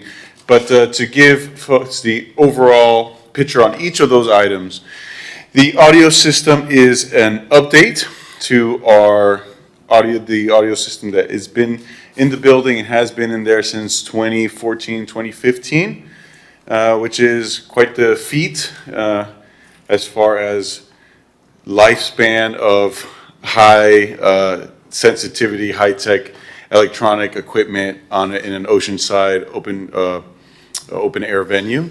And so this would be an update to that system. What we're seeing here is also, this price also reflects a very deep discount on the part of Meyer Sound System. This is the same sound company that works at the New World Center. It's sort of like the Ferrari of sound systems. Adam, does it replace it or replaces it? Yeah. What's the lifespan? The lifespan for this is 8 years, is the usable lifespan. The last one had a similar lifespan of 7 to 8 years. The expectation of it would actually be lower given the operating conditions, but we were able to stretch it out to be 11, or we're like on year 12, 13 of that particular sound system. And what's interesting about this, what's noteworthy here is that we have convinced Meyer to come on as sponsors of the bandshell. So they discounted the cost of this is the latest technology that they're rolling out. They discounted it by over 50% with the understanding that the bandshell could become a case study, a sort of showcase venue for the sound company.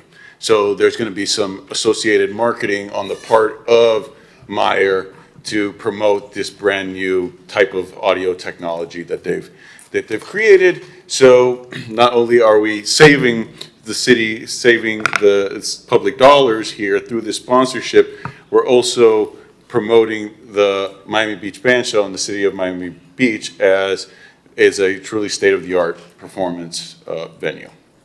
Does this tie into the broadcasts that you all do? No, this is separate. This is separate to this. This is a sponsorship directly with the sound company. But I mean the audio system. The audio system is tied to our broadcast in as much as it's part of our network of technology. This is basically the speakers that you hear the music playing from when you come to the venue. I mean, it is a music venue. Yes. That cannot operate without decent speakers. I mean, New World Center, New World Symphony plays in one of the most acoustically sophisticated, well-designed audio facilities in the world. And we had just upgraded their outdoor speaker system to be better than it was for similar reasons. You just won, I don't remember the name of the award, but the Bandshell, Rhythm Foundation, and New Deco Ensemble just won a very prestigious award for broadcast. A Golden Telly, it's called, and hopefully we'll add a Emmy to that list too, but we won't know until next spring. And it was I happened to have gone to that performance. Mm-hmm. It was super cool. There were interactive elements. There was snow. There was scented air. There was amazing sound for the holidays. It was absolutely fabulous. And that doesn't work if you go to this amazing venue and the sound sounds like crap.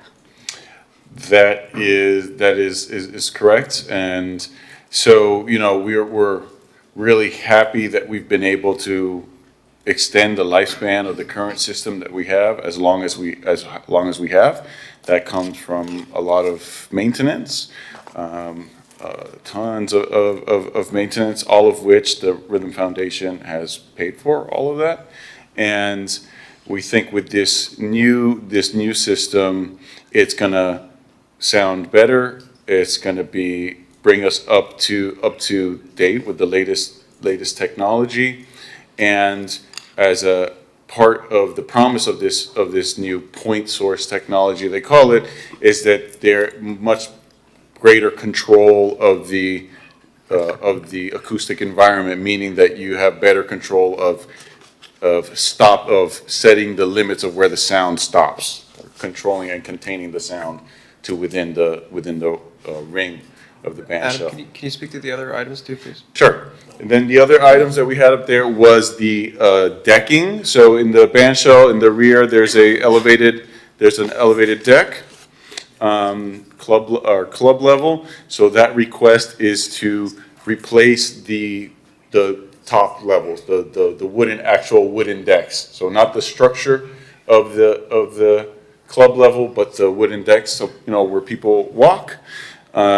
This is another one that it's coming to the end of its usable life. Of course, we very much keep it well maintained, and anytime that there's a piece of the decking that is soft, we replace it. But it's about time for us to do a wholesale replacement of the whole top level of the decking. And then the other item on there is the theater seating, and that is essentially to help, is to purchase more chairs to replace our theater style seats that have just, are worn or broken down after 5 years of service. Okay, thanks. Okay. Okay, we'll put it back up. Okay. Jason, the kayak launch, Yeah. it's still closed from what I understand, right? I believe this is from a, sorry, John. I believe this is a secondary location item, and I think there was a commission action on this. Is this the same kayak launch at Parkview? It's not the Parkview one. No, it's different. This is another item that goes back to last year's committees, that came out of committee with a favorable recommendation. And this budget request is to work on design and permitting for an alternate location because the Parkview Island one is closed. Just curious, what location? It is 81st and Hawthorne. Very good. There's a pedestrian bridge, there's a city parking lot, and it's adjacent to the city parking lot. Have we done water testing there? Amy, I don't mean to put you, so Yes. that's clear? My Because colleagues. the last thing we need is another beautifully installed kayak launch that closes a month after installation. Yes, Commissioner, we did do analysis. This area has a lot of flushing from the bay, and the water quality looked really good. Quick question. Where are we with the implementation, the funding for the nanobubbles technology? Because I understand we submitted a permitting to the county, a permit application to the county. We're waiting to hear back, and that should not, from what I understand, we're not talking about years, like so many environmental things that take years of regulatory review before it gets approved. This was supposed to be an approval within a few months. Where do we have the funding in this proposed budget for the implementation of the pilot nanobubble technology? So we have a couple of items in here regarding water quality. Maybe Amy could jump in. And Yeah, the nanobubble project is funded in the stormwater. We haven't gotten there yet. but- Stormwater. Yeah, we'll get to that under the utilities, but yes, it is, it's approximately $1 million, but the capital side is in this budget, will become in a few slides. All right, and just for the benefit of the public, the nanobubble is the technology, the new technology that is, hopefully we can test to, hopefully, once and for all, address the recurring water quality and elevated levels of nutrients in the Parkview Canal. correct. Thank you. So in Mid-Beach, we just have really two major projects. Again, with the lifeguard tower cross bracing replacement and the 41st Street corridor. This was partially funded with a GO bond. There was an allocation last year, a major allocation last year from the Mid-Beach Capital Fund. And again, this year, which was another $1.4 million gap that CIP had identified. So that we'll be able to get that project, that important project, across the finish line, hopefully. And then in South Beach, again, with the lifeguard tower cross braces, an upgrade for the lighthouse in South Point Park, alleyway restoration, and the big allocation there is the beach walk security bollards.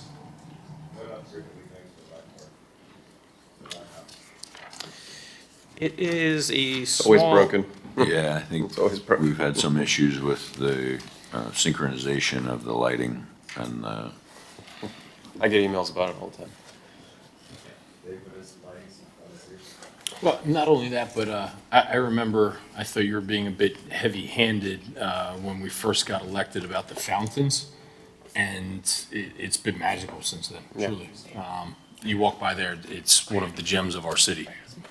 Yeah. You can tell how a city functions if its fountains operate. Eric? It's Confucius. Okay, so next we're going to move into Convention Center. Ho Chi Minh.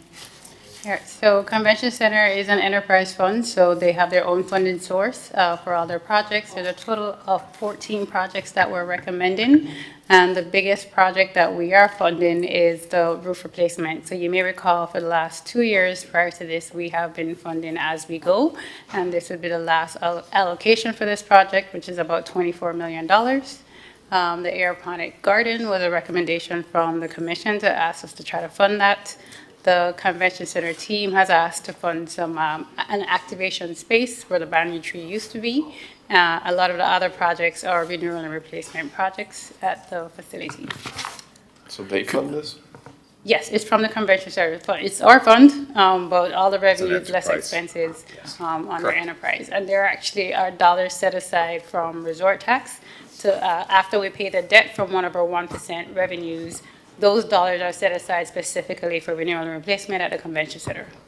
Could we ever do something more creative on the rooftop of the convention center? You know, if you look at an aerial view of the city, it's probably one of our largest assets. It's beautiful, there's nothing around that would inhibit its view, and we just have like concrete. Like, I don't know, we Do an aerial mural. I not hadn't kidding. thought, It's a great box. yeah. I mean, because we can't But- re-engineer the building to sustain a green roof, which is what I would really like to do.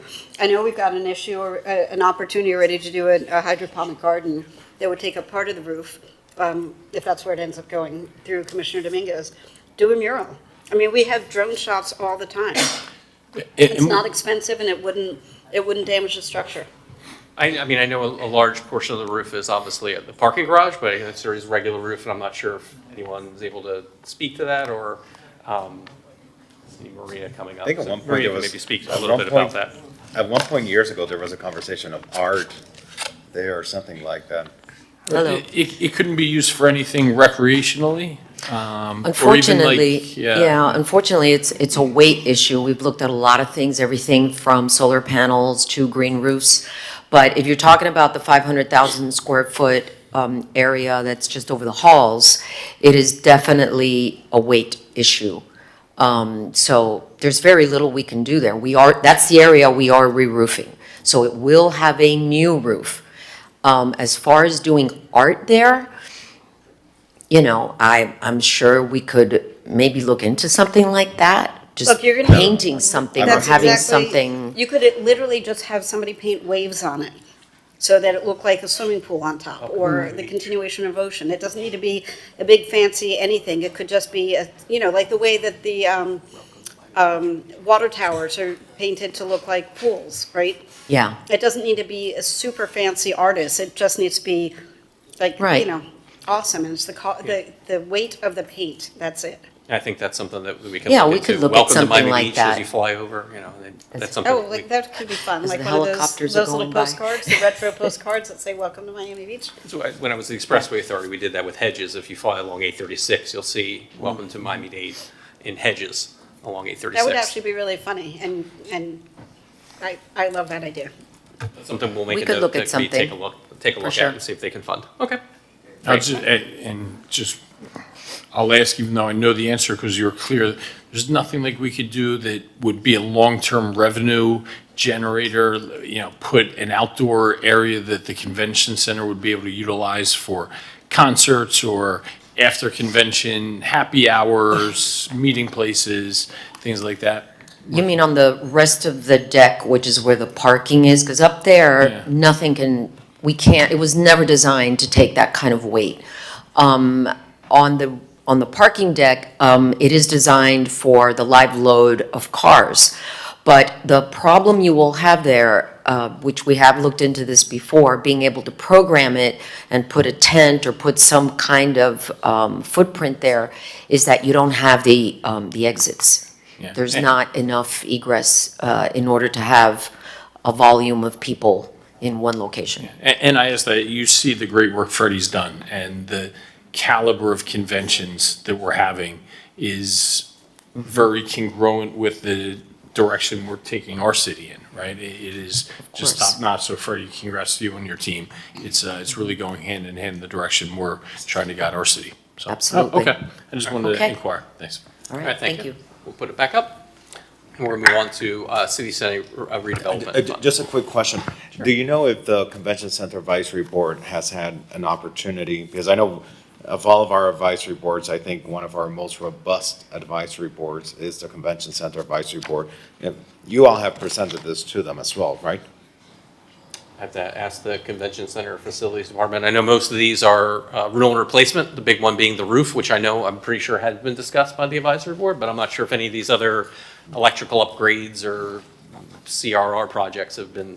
I know that Freddie is very involved with them, as is our Economic Development Department and Heather is. If it hadn't, I will They're definitely. very involved, they're very hands-on, and they take great pride in it, so it would be great to share it with them. We'll make sure if that hasn't, that the department does go reach out and share that with them. If there's any concerns, we'll make sure to feed that back. Okay. All right, so there's actually a small pot of funds in the CRR renewal replacement funds, so they can only be used in the City Center RDA campus. And so what we did is we looked for projects here either at City Hall or the 777 building, and moved some of those requests over here before using our CRR and PAYGO dollars. So we have 4 elevators here that need some modernization, so we're recommending splitting the fund in here. HVAC controls for City Hall, and then some other ADA improvements at the 777 building, including elevators and more HVAC. So nuts and bolts CRR on this campus. Before, and I'm so sorry to go back to the convention center issues. This morning, we had a very robust conversation at the neighborhoods, Public Safety Neighborhoods Quality of Life Committee about certain traffic, potential needs for traffic studies, for potential signalization, potential redesigning of the west side of Convention Center Drive. Should any studies, funding be needed for any of that, how can that be contemplated as part of the budget for the upcoming fiscal year for the convention center? I would say if the commission was given direction in that area, that would be something that the relevant department would submit a budget enhancement. It probably sounds like initial planning and design work, which would probably fall more on the operating side, but probably could be absorbed within the operating budget for the convention center. So we'd have to, obviously this just happened this morning as discussion, but it would have to be submitted by the said department to then be considered. Okay, all right, thank you. And apologies, what is the 777 building? It's the building where CIP is, right behind. Taste.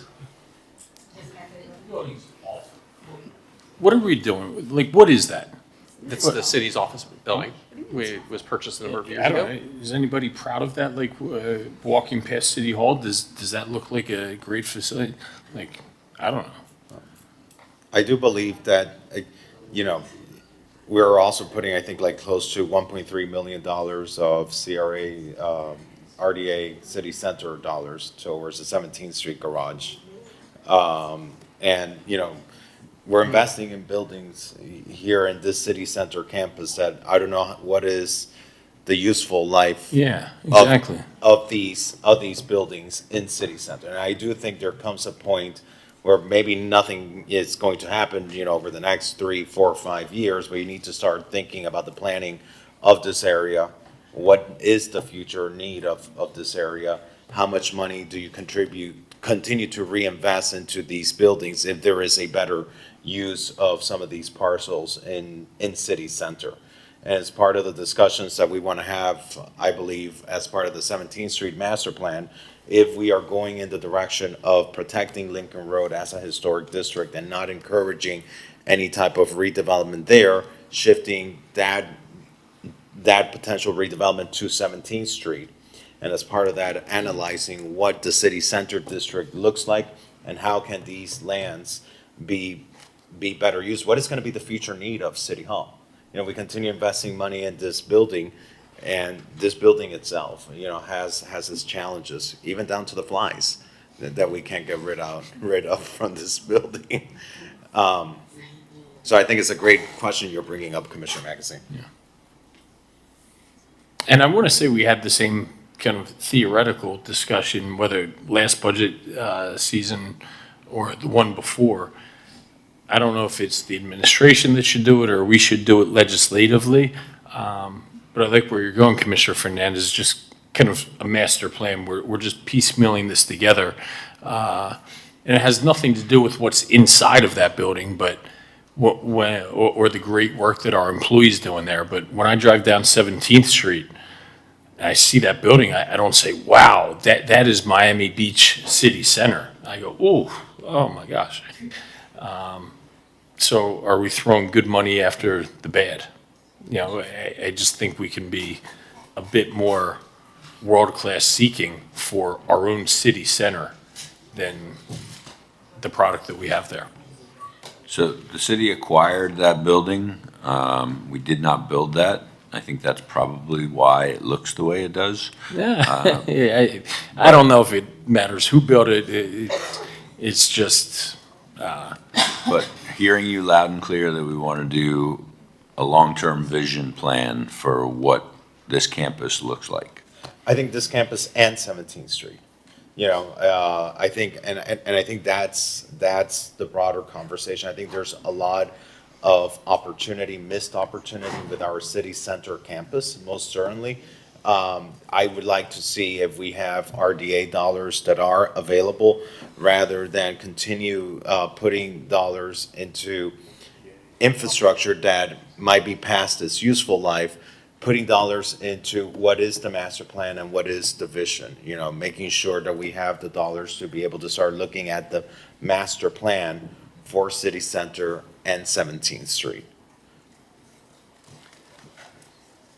If I may, just for these capital dollars, obviously are very specific, and remainder dollars are left over from kind of legacy funds.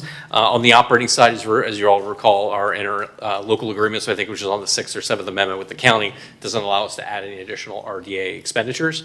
So if we wanted to look at that, you know, with something, we could use general fund dollars to explore that option. But I think the manager is hearing that, and we continue that discussion. All right, I'm going to move on to parking, which is speaking to, I think, what the commissioner was mentioning on our briefing. So the next 3 slides are a list of basically CRR, or capital replacement projects, for the city's garages, whether the 16th Street Penn Garage, the 17th Street, as we've spoken about. We're spending a lot of dollars to keep our garages, you know, up to date, plumbing, roof, fire alarm, elevator. We always know elevators are always an issue, especially in these open air structures. Electrical upgrades, again, things you would expect in open air structures. Same thing, 42nd Street, traffic code. So you're going to see, you know, waterproofing is one of the most important things you can do for a building down here. It protects the overall structure. So making sure waterproofing, painting, joint replacements across the bridge decks. And 17th Street is a mill and resurface of the first street, which obviously, the first floor, so I apologize, first floor that needs to be dug up and fixed. And then lastly, I think it's the last slide on parking, again, a list. You're seeing all really nuts and bolts, pretty much, of structural work and real replacement being done throughout the city garage. Primarily the dollars are at our city's garages. I'm sorry, just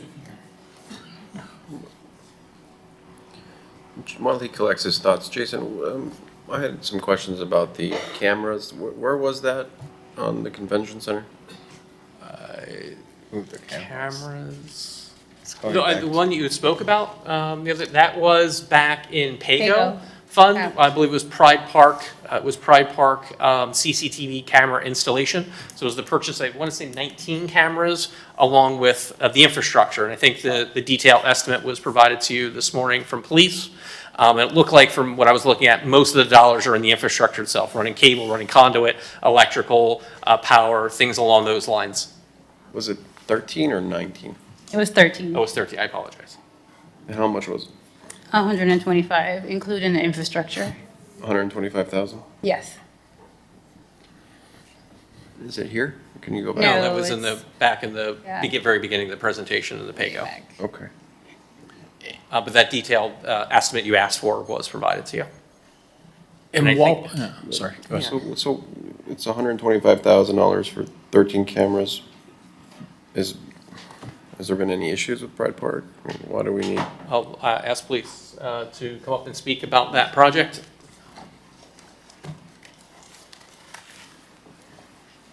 And PJ, if you could pull up the slide, please. Good afternoon, Commissioner Swain Jones, Chief of Police. One of the things I've been wanting to do for quite some time is to get more eyes on Convention Center Drive and Pride Park and around the entire City Hall campus. This is particularly useful during large major events. We have lots of people traversing the campus in and of itself. The cameras in Pride Park will help us sort of meet that need. I think off the top of my head, I looked at the numbers just the other day. The cameras themselves cost around $23,000, maybe $25,000. The bulk of the cost of this project is based on infrastructure, which has to be done one time only. Major Eric Garcia in charge of tech and cameras. He can probably go into specifics for you if you need more detail. Is this something that the police procured, or is it procurement? Good morning, Commissioner. I believe Pride Park is an unfunded project, so all we have is our estimates right now. At the time that we go do the purchase, we would do quotes from city vendors. Okay, because I'm looking at the breakdown, and a lot of it is just licensing for these cameras. 15,000 for engineering services. I don't know. Okay. Another 13,000 for 3 communication load centers. City contracted low voltage cabling estimate 25,000. 22,500 for Cisco switches and power supplies. 23,000 for the actual camera equipment. 3,000 for the green space. 3,000 for the license. About 11,000 for the electrical equipment or the electrical work. Yes. I don't know, that seems like a lot for 13 cameras, 125,000. Where are they gonna be placed? Throughout the campus, we're going to cover all sides of the We park. can't put them on the actual, like, City Hall building and point it toward, so we don't have to have so much conduit that we have to pay for, or we can do it on the convention center hotel, it's not the hotel, but the convention center itself to point at the park. All those are options, but obviously the park is where people are going to be, and you need things at the level where you'll be able to see what's happening with people themselves. You can't identify someone from a rooftop camera. You don't get facial pictures, you don't get full clothing descriptions from high overhead overwatch. So does this get plugged into our Arctic, or is it? These cameras, once they're connected, and the reason we're using all this connectivity and licensing is to bring it into our main video management system that connects to all of our systems, including the Arctic, yes. Okay, so it will be plugged into Arctic? Absolutely. So Major, you were just saying that when it's placed on a roof, the cameras, you don't have access to facial technology? No, it's not facial technology, but cameras are used. But I think that's what you just, I thought that was what you just mentioned. Cameras are used for different purposes. Cameras on rooftop on rooftops are usually for give you an overall view of an area. We usually call it overwatch, but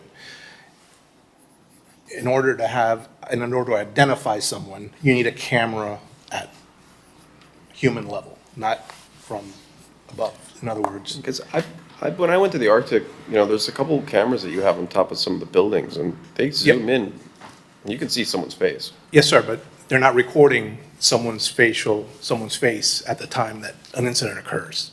We can zoom in from something at any moment in time, but in order to record what happens in a park and record someone's characteristics, you need a camera that's at a different level than overhead view. Well, what level? Yeah. You're not going to have a camera at a human height. You can be damaged. I'm sorry, what was that? You're not going to have a camera at like a 6 foot, right? You're going to. No, they're 8 to 10 feet. I think 12 feet, I think, is the highest that we try to go Are these with. the typical poles like what you have on the beach walk? Of course, yeah. They serve different purposes.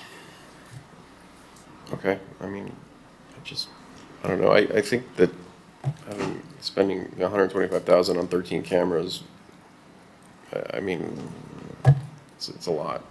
Is it funded from, Jason, is it funded from the convention center, since that's officially the convention center campus, and adding security to, and public safety protections to events that happen as part of the convention center No, campus? it's being funded through the PAYGO. As you remember, the commission a year or so ago removed that from the convention center and placed that under the management of the Parks Department. But why? Why, I mean, Commissioner Bob brings up a good Well, point, why? we changed who manages the park. But, so even though we change who manages the park, for good reasons, since the technology benefits events that happen at the convention center, Design Miami, the boat show, when Adobe was here and they bought out the park, could they not at least split fund with us, even though the city manages?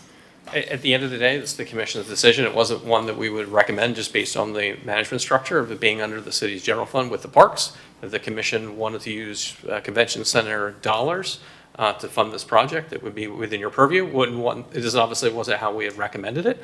Again, because of that shift, it's not part effectively of the management of the convention center. It's as it was shifted specifically back to the parks. But if that's the will of the commission, we'll shift the funding. Jason, let me ask you this. I mean, the convention, the park, Pride Park, even though is being the day-to-day management is by the Parks Department. Yeah.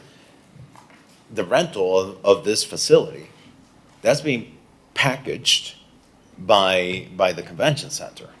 So the convention center is actively promoting the Pride Park to attract a certain type of convention that wouldn't go, that it's coming here, and they're not going somewhere else. Why? Because we have the amenity of that park available that we can offer to it.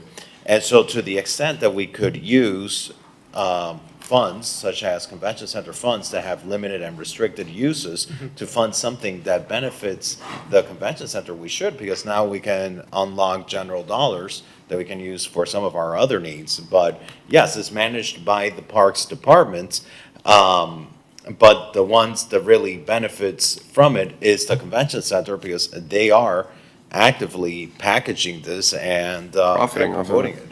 What's that? And profiting off of it. Yeah, I think that there's a nexus in that argument, and I think that's fine. So we could shift that project over to the convention center fund.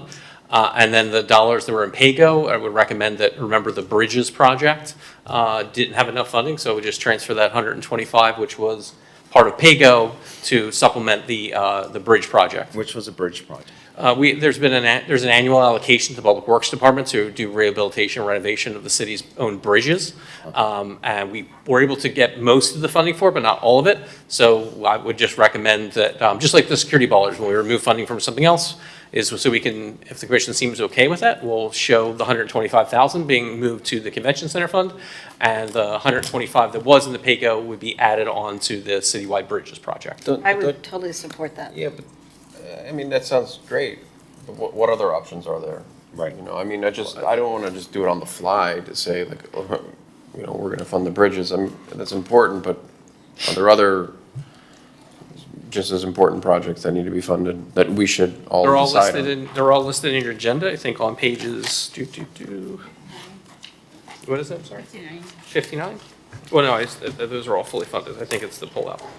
The attachment So A. do we need to make a decision today on this? Can we at least? No, the money, if you want, the funds could just be left unallocated for now, and we bring back an update in July, at the July 17th, one where we give, kind of the other way around, we give a short capital update, and then we majorly go into the operating, and we could give the capital update and show a recommendation there. And in the interim, the commission could go through the attachment A, which is all of the full capital program, and if they have a different recommendation on where to fund it. And again, we'll be doing briefings for all this, and we can have those discussions, absolutely. Yeah, I think it merits at least a pause and just a more of a thoughtful, analysis of where we could use this dollars. I'm not saying that the bridges is not a bad idea, but just, I don't want to do it on the fly. I don't think I have no issue with that. I would just, my enthusiasm was, let's get the convention center pot of money to cover it, and we'll figure out what the money savings goes to. And good job on that, thank you. I mean, Well- that's a great, that's a great way to take care of that problem, because we do, if the convention center is benefiting mostly from this park, we shouldn't pay their general fund dollars to fund this. It should be coming from the convention center. Yeah, that's fine. So we will go ahead and show that moving over to the convention center, and then we'll show the 125 as just unallocated this time, and we'll come back with a recommendation at the July commission meeting, and then this will also give you time to go through your packet and identify any other, either CRR or PAYGO. Actually, you could use the dollars and get it transferred over to the CRR. So if there's a CRR project that maybe you find is important, but we will come back with a recommendation, and we can get those dollars allocated out at the July 17th meeting. Okay, so I think I will put the presentation back up. We'll get into transportation. So we're on to transportation funds. You may recall at the Bay Retreat, we mentioned that their budget is structurally imbalanced for 27. And so we're recommending not doing many projects with the transportation fund until we have a full conclusion of how we're going to balance their budget. So a lot of the items you see here with a negative, we are not de-appropriating those funds. We're actually just swapping where the funds are allocated right now. So some of the transportation and mobility funds are being used. We're using other funding sources and making the project still available. So the two items that we're actually recommending for funding is item 459, which is the citywide bike lanes project. That was previously called the 17th Street Bike Lane Project, but we're not doing the bike lanes anymore on 17th Street. So we're recommending just changing the name to be citywide bike lanes, not specific to any street. And then we're going to apply for a grant, and hopefully we do receive the grant and we'd have the match dollars available. The only other project we're recommending is the street lighting improvements. We're partially funding it using local option gas tax dollars that are available. Can you go back, please? So for the Bayshore neighborhood traffic calming, I mean, it's listed twice. Yeah, so we're literally swapping the funds, so it's net zero. They're funding it from a less restricted, It's going to be funded. Yes, it's funded, and we're just swapping the funding source. Okay, got it. Same for the other two items with the negative, you'll see them in future slides. Yeah, the next slide here will show those popping back up. Right. So the four items that we're actually recommending funding are starting from the second item down. So for the West Ave Phase 3 project, we're setting aside funding for flashing beacons for pedestrians when the project is done. Some crosswalks at Bay Drive, traffic calming at 47th Street. And then for Sunset Island 2, that would be some traffic calming with some signs and some painting. So next, we're going to move into one of the biggest infrastructure elements. I know the commission's we've been talking about this for a bit, so we're going to talk just a little bit about utility funds. And as we kind of spoke about, we are really just recommending at this time funding for anything that is really in the consent decree area. So the first element is just the funding swamp in the 25 water and sewer bonds, which we did the declaration intent to issue. For Public Works, that Project 477, that water main replacement enormity is a very high priority. So they're just actually defunding some of these other projects, which can temporarily pause, and using that dollars to make sure that project moves forward. And then 483, and then on the next one is you see Durham and EPA consent decree. Those are kind of an azure smaller consent decree projects that we're required to do. And then this next one, you will see everything that says CDSA, that's consent decree or settlement agreement. So these are part of some type of kind of legal obligation that we have to make some upgrades to our system. So that's where our major dollars are really going for in the water and sewer area. Now, stormwater, I'm sorry, this is just the end of the same thing with the funding swap here. Apologize. Then on the stormwater side, they did have more available dollars. The fund had generated additional dollars, and anything that was a standalone, we were able to move forward, which is stormwater critical needs and seawall projects coming from either resiliency or old bond dollars that we have. And then and then anything that's tied as an NIP would be held off until we kind of resolve the issue. And I think the commission's working itself well through that issue, and we'll deal with that at the June commission meeting. But the last item I think is what Commissioner Fernandez was mentioning related to the Parkview Island water quality improvements. That's the nanobubbles. So this is the capital side of it for the acquisition and deployment of that technology. And there'll be a small recurring operating expense that we will deal with at the July 17th meeting. And they would obviously have to go hand in hand, because you have to obviously have the capital expenditure going hand in hand with the operating expenditure. We see we can get that across the finish line, which we think we can. And then the final three slides that you'll see are all the catch-all funds that we have. So we have a lot of little funds that we try to appropriate at the end of each year. So Fire asked for a new outdoor training facility. They actually have their own training and technology fund, and it has about $1 million available. So we're recommending funding it with their own funds.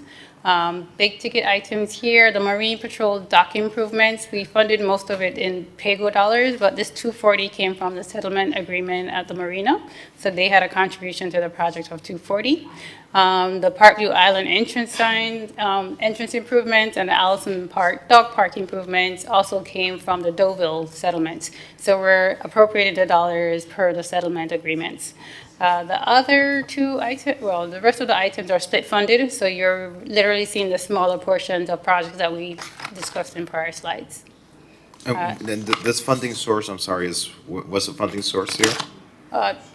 Which one? Which project? There's several. Like, for example, the entrance sign. So that's coming from the Deauville settlement agreement. So the entrance sign and the Allison Park dog park, that's coming from the settlement from Deauville. So when they give us the funds, we appropriate them in the capital budget. And, okay. The agreements were specifically for these projects. For those amounts. Okay, so the DA specifically prescribed that A these specific dollars project. have to be used for this. Okay. Correct. All right. At some point, I do want to see, and this is so out of context with this here, but at some point, I do want to see what from the North Beach funds that we have is going to be addressed to affordability issues for renters in the North Beach area, because that is one of the big issues in North Beach, but that is also supposed to be addressed through the North Beach CRA. In this case, I understand that these are North Beach funds that this DA specifically and contractually obliges us to focus on this. It's a matter of beautification, but I also want to see at some point, Mr. Manager, how do we identify funds through the CRA to address renter affordability in this part of our city? Yeah, I think, you've heard me say it a million times, 10% of our revenue generated into the CRA must by law be used for affordable housing. And I would encourage the CRA to start thinking not just about building or rehabilitating existing buildings. I don't know what the law prescribes if we're allowed to do rental as opposed to, I don't know if anybody from economic development is here, but if the CRA funds permit us to do rent assistance, because that would be something we could effectuate immediately. We don't have to wait for purchase, we don't have to wait for rehabilitation, and that would be tremendous. Perhaps we can start a referral to the Finance Committee to look at. Do you know off the top of your head if that's legal? Yes, so there are a number of different programs that you can do that all are underneath the affordable housing. Including set rental. aside, including rental. Perfect. I would like to see what our options are for renter assistance, because more and more, I'm just hearing more and more about renters being pushed out. Yep. especially in this part of our city. And there's a lot of talk, with the state reforms in property taxes, but at the end of the day, the ones that are not benefiting in any way from that, should the amendment pass, are the renters. And the renters of our city who are seeing ever increasing costs just because living in Miami Beach is a very expensive proposition. And so I would love for us to have an item perhaps sent to finance, where we can see what are our options to be able to create a renter assistance program in North Beach, using perhaps those dollars, but also more broadly, throughout the city, because, throughout our city, it is an issue. Also, I'd like to mention that Dr. Terry is here, and since her department actually handles rental assistance, I'd love, Dr. Terry, for you to come up, because this is what you do day in and day out, so all over the city. And, as chair of the Affordable Housing Advisory Committee, we had a very robust meeting last night where we discussed how we have some money set aside, and we're happy to also incorporate that 10% from the CRA, because we're discussing where that will go in terms of if we're going to purchase a building or purchase units, or continue with rental assistance, which is something that you already do. So I'd love for you to be a part of that discussion as well. Thank you. Good afternoon. Alba Terre, Office of Housing and Community Services. Yes, for rental assistance, what we do utilize today is federal funds. So for that, there is specific AMI attached to it. So those are CDBG home dollars. Mm-hmm. As it should be. Thank you. And so as we move forward with this referral to finance, I just really want to make sure that Dr. Terry is in these discussions, as well as the Affordable Housing Advisory Committee. They're a very robust group, and we had a great meeting. We've been having great meetings, so I want to make sure they're in the fold. Thank you. Rick, are we allowed to refer from this meeting to, does it have to go back to commission? We would have to place it on an agenda. Can you please draft that for Wednesday's meeting? Sure. Thank you. And I'll co-sponsor as chair of AHAC. Sure. And me as well, please. Sure. We'll put the presentation back up, and we're just about wrapping up. All right, so this slide just has all split-funded projects. So you would have seen all these projects before. These are just using up all the small funds we have available. And the last one is a few. And the last one, again, has some split-funded projects. I would just focus on the bigger items. We do have a fund balance in the building fund. We are recommending setting aside 9.5, which is a high number. Building will go and, figure out what kind of AI permitting solutions they can come with. The commission would have to see that and make a recommendation. I think that's just a little too high for AI permitting software. I mean, the whole point of AI is that you can custom build it yourself to your needs. I don't see how we need to pay or set aside $9.5 million for that. I mean, I know they're flush with cash, but it doesn't mean we should spend it. Well, one thing is there is state laws related to the amount of fund balance that they have. So a lot of these calculations go into that estimate. So there's state law related to what? The building fund is only allowed to have a specific amount of reserves. Otherwise, so what does that mean? It to the developers. So hold on. So what does that mean? I think as the commissioner was just stating, I think the process is in general, You it would be gotta a refund to return it developers. to the user. Well, we aka could. the I'm sure there's developers. other programs that we can spend $9.5 million on, And turn- absolutely, we've had that encourage discussion. small businesses to open up businesses without. Well, they would have to be only dollars that are allowed, it's very specific in state law, what you can use building department funds for. It must be for, implementing and reviewing the state building code. So it's very, very, very restricted. I get it. We got to use it before we lose it. But still, I don't think that we should be spending nearly $10 million on AI software. And I would agree that I would suspect this is from a budgeting perspective, and that's what this exercise is very important to do. I do believe that, because a lot of this will have to go back to commission based on the dollars that we're speaking about. Well, but then I think what would be appropriate to know, what is the realistic number? Because I know nothing about software or, AI software or procurement and how much it costs in the marketplace. What I don't want is for us to be told in a line item, this is what we need for AI permitting software. That is not what it is. I'd rather know, okay, we have this balance that remains unallocated, that we need to determine how it's going to be allocated. So, Frank, good afternoon. Good afternoon, Frank Quintana, IT Director. So this number, as was noted, is budgetary, and the projection there was based upon the complete replacement of the current permitting system, assuming that a new system would be needed to have a full end-to-end permitting review that was AI augmented and a lot of other components to that. There's an RFQ that is currently being worked on for permitting review, AI-assisted permitting review completeness check that we're working with building and several other departments with. But that is a projection on replacing the entire system in its entirety. As a kind of worst-case scenario, to your point, just an AI tool wouldn't be that. But if it's determined that replacing the system would be required to have the level of efficiencies that we've discussed, that's where that number is coming from. Yeah, I mean, I'm sort of in the infant style stage of AI, but, AI is supposed to reduce cost, not cost $10 million to implement. I think at the end of the day, you really need just one or two programmers who really understand how to set up an AI system to build out a functioning model for permitting system. I mean, I'd rather hire 2-3 staff who are professional AI coders who can build it out for us that are proprietary to us than spend $10 million, right? I mean, I'd rather. Yeah, that's a little ridiculous. I don't feel comfortable with that. I think that's like a boondoggle.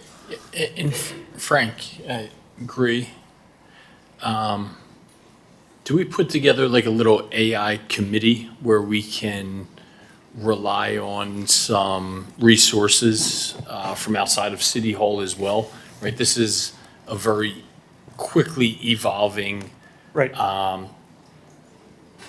sector, if you will. I know a guy that works in a company adjacent to mine. I think met Eric, and he's very well versed in AI. And he's been talking. It makes my head spin. But I think we have a lot of resources that maybe we can kind of collaborate on, just for like a best practices and how to implement. By the way, do you have a new look?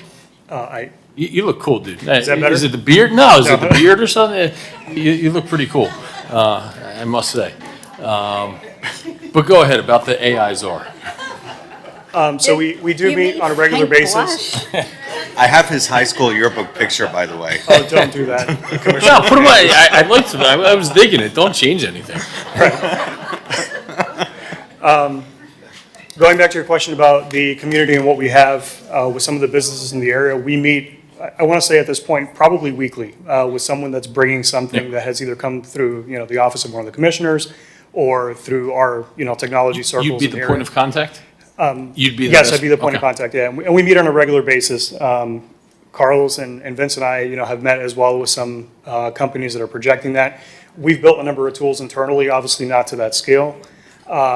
It really depends. So again, the number is high, Commissioner Suarez, but it was very conservative, assuming that it would require a wholesale change to our entire permitting software.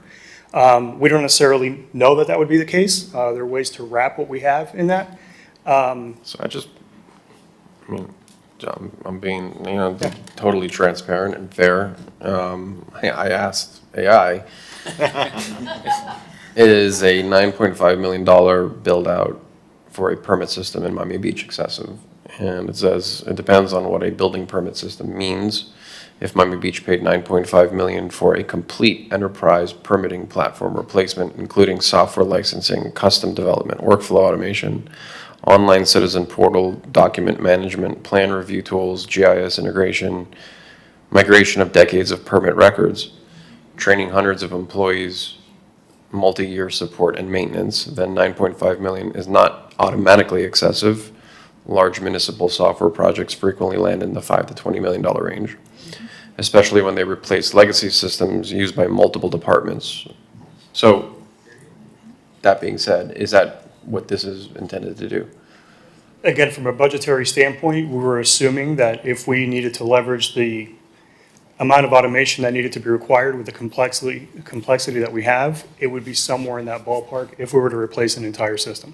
It's not saying that that is the recommendation, but looking at building funds, from several conversations that we've had, if we needed to do a worst-case kind of scenario, that's where we would project that this would end up being. Now, there are other AI-related enhancements that we've been working on, and some of that is coming from, the results of the RFQ that I mentioned earlier. I think once we land there and we understand what that scales out to, we would be able to have better numbers.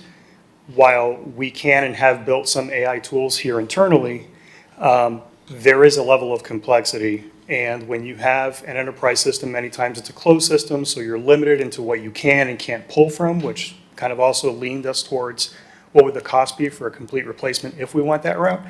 And as many of you know, I'm sure from watching the news and just being aware of what's out in private sector right now, AI costs are astronomical.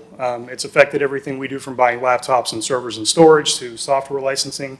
Quite frankly, every technical company out there is raising prices and blaming it on AI. It's just part of the way that the market is working. Let me ask you this. If I could, just as a follow-up to the commissioner's question, and remember, this is just a budget number. This is a placeholder, and ultimately, we would have to bring back any purchasing to the commission that's in excess of $100,000. But I think if the industry sees that in our budget, we have allocated up to $9 million available to it, I don't think it puts us in a good place. So we had a special commission meeting that the mayor convened a while back about the building departments. And so the directive was to pilot AI.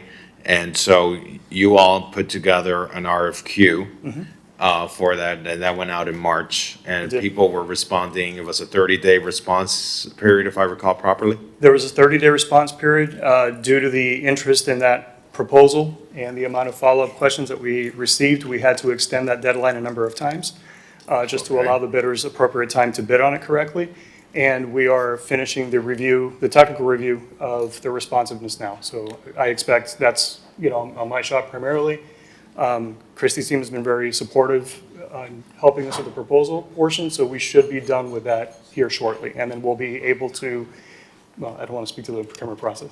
So it is under the cone of silence, but we did receive a vast number of responses, about 30-something. So okay, great. They're being reviewed internally, and then we hope to bring something back once we could evaluate them, pilot, and come back.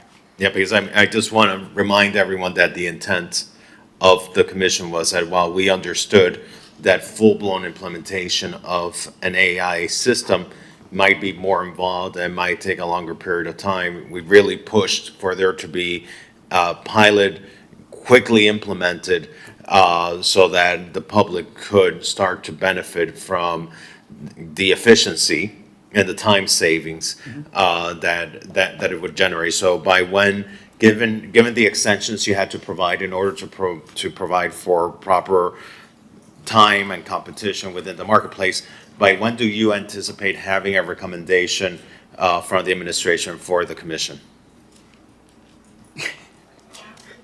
We need to have the evaluation committee, so hopefully we can have that in the next month or so.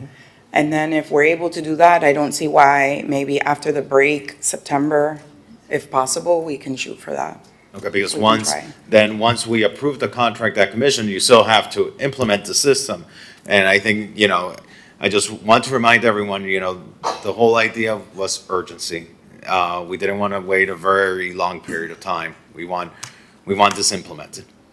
Agree. I have a question for the building department.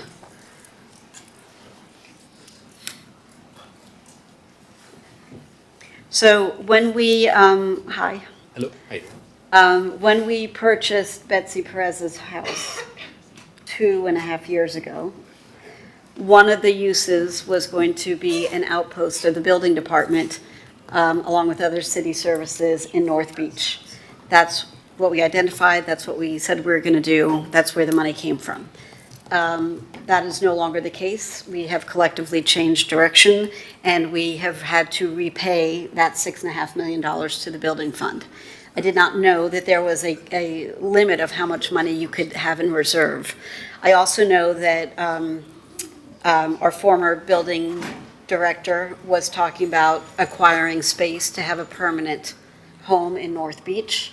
And now that I'm hearing that there needs to be a cap, there's only so much money you can keep in reserve.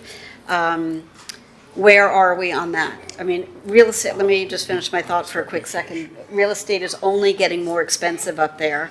Land banking is a time-tested way to insulate a city's resources. I know that, I think it was the Rhythm Foundation was looking at office space and, kind of underwhelming retail space on Collins, and they were looking for 10 grand a month. So renting probably isn't the best way to proceed. So where are we on that initiative, and is that factored in any place, and what's going on with that? Yeah, I'll start before I turn it over. The second project, there was about $1 million for office space build-out renovation. But one of the caveats, the issues that came up, and speaking with our new building director, is, and I think we're waiting on a legal opinion, is that there was some changes to the state law that went into effect that may have taken that option off the table. And that I'm sorry, taking what option off the table? the acquisition of a building specifically to fit out the building department. So we may be forced into a rental situation. You're saying the state wouldn't allow us to purchase and I'll property? let him go into that a little bit, but that is, I think we're still waiting on a legal opinion to clarify that, but it does appear that option may have been recently taken off the table. Okay. Okay, so just to kind of go into that, so Senate Bill 1614, that's going to go into effect July 1st, took the ability of us to be able to actually pay for the construction of a building to house the building department. But what about if you acquire something that's already office space? So in terms of purchase, it's not stated yes or no. And that's So why that's the we're legal waiting on, opinion. I So, think we've engaged. so the state would rather have you pay rental fees in perpetuity to have a new building office? Well, we don't know that, and that's the No, I fine understand. point is it does appear we cannot construct our own building, but we're not 100% sure if it means we can't acquire an existing building. So it's a gray area that is being investigated. I don't know if we have a definitive answer, but so we're either going back to renting a bigger, maybe nicer space and renovating it out very well, which is what's in the budget. But if we're able to get a definitive answer on that, we may be able to pivot to an acquisition. Okay, so that enhanced North Beach building facility, whether it's, whatever it Rented or is already in the budget to some degree. There's the capital budget here does have dollars for a build out and renovation of a space. Okay. Whether it's rented or acquired would be determined. If it's able to be acquired, we can come back and they can engage in that process again with Ozzy to identify a specific location, and we can go back and even with all of the allocations, including this major IT project, there would still be sufficient funds, but more than likely, to be able to acquire a building. So we're working ourselves through this problem. So I'm putting out the legal disclaimer that the FBI and the state who are listening, this is actually a joke, but can we buy buses for our trolley system through the building department, since there's so much money rolling around in there? That was a joke. I don't actually suggest that we do anything illegal. Okay, all right, thank you. That's a great idea. It'd be a mobile permitting system as you go around.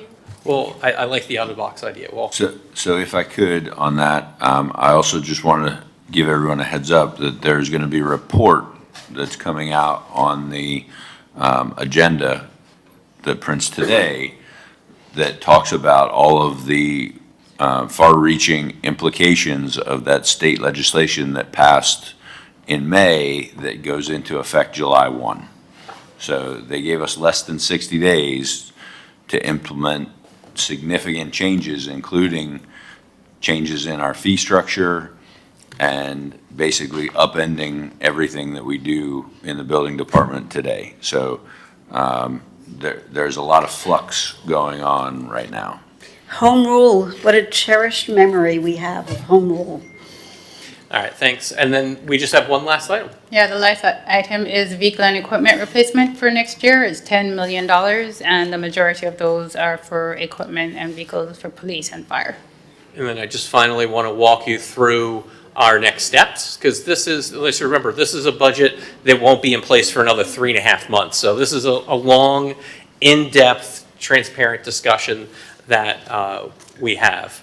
So that this is our first this is our capital budget workshop on July 17th.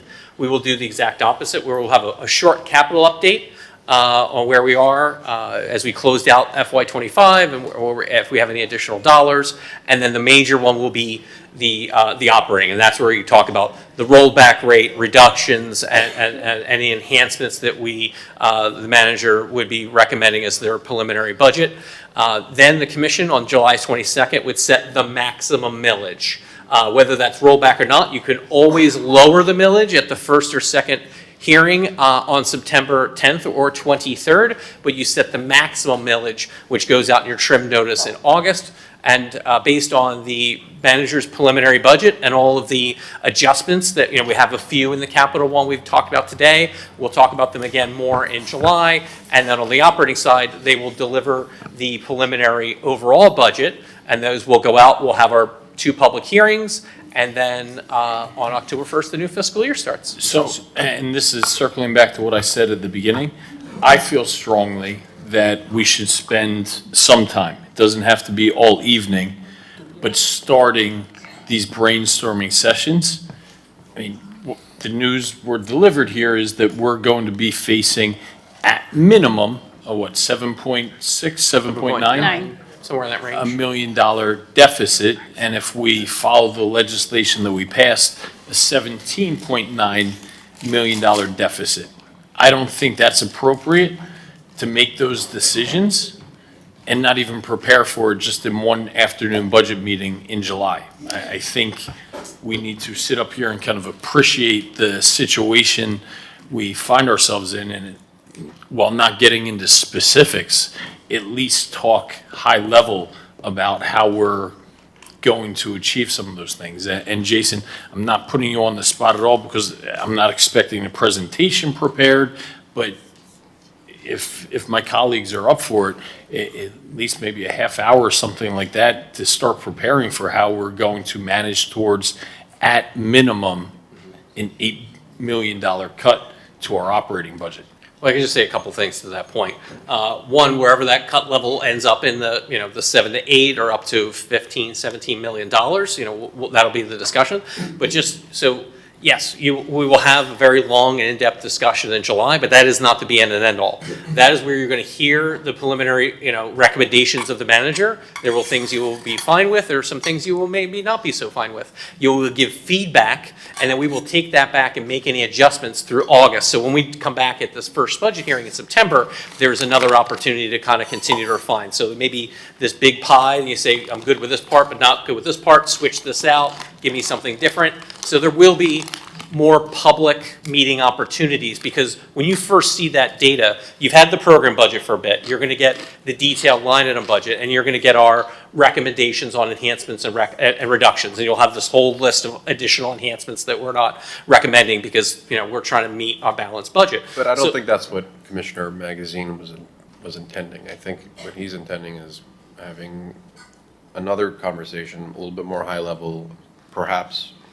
And maybe at the next FERC meeting, we can have a set aside for that 30 minutes or an hour.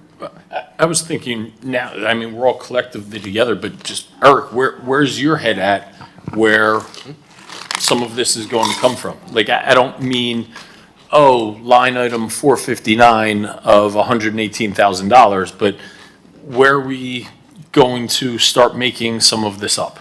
And we'll have 2 levels. One, just the bare minimum managing that 7.9 million, and then to the legislation that we passed managing to a $18 million. So what I was planning to do for the July 17th meeting, just to give you a little bit of a sneak peek at what we were looking at, is, as we've been working through this process for the last 7 months since we got very clear direction to prepare a rolled back budget, we've been working with each of the departments to realize a 5% reduction in their current service level cost. And so what we're going to present to you is a list of all of those items that were brought up during those conversations. But I just want to jump in there, because I understand we need to find efficiencies, but I don't want it to be a surprise to anyone.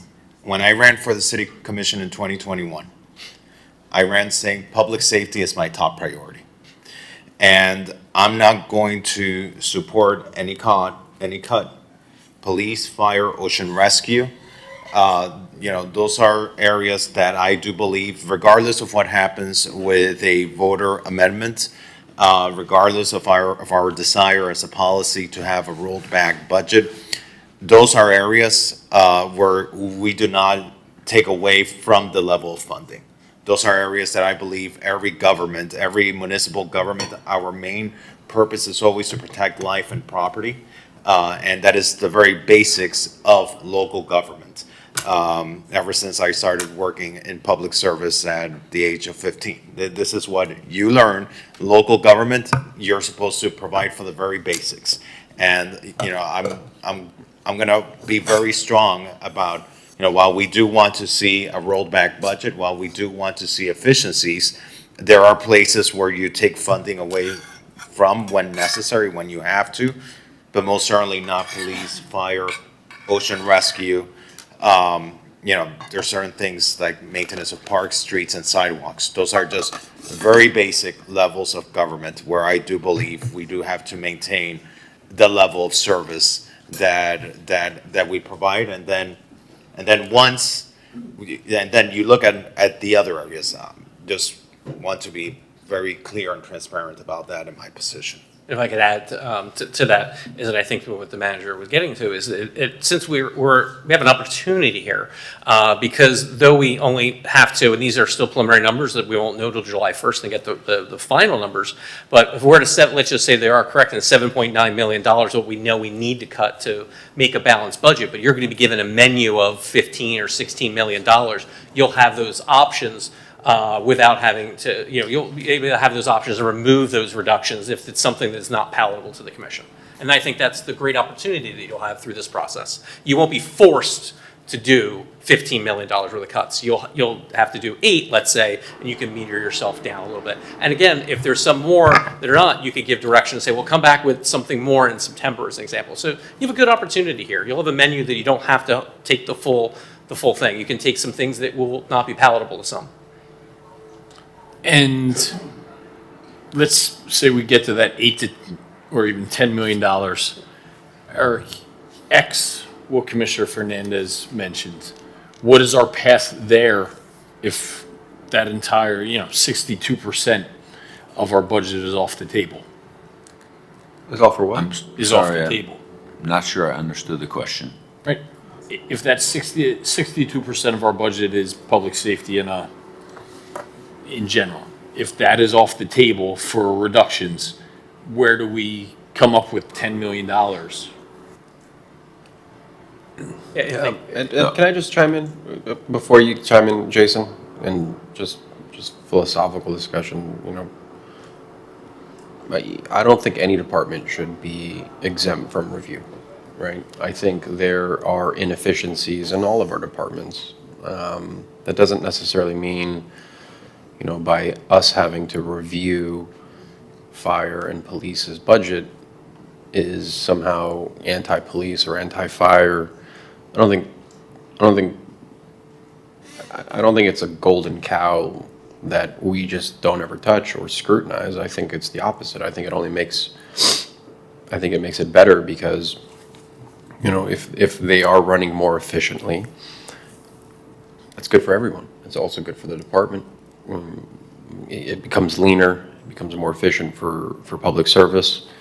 Public safety is a priority, but protecting, safety does not require protecting every line item from scrutiny. That is correct. However, when you listen to what was told to us, 5% to the level of service, not to the budget, not to the operations, 5% to the level of service. And I think that's a distinction.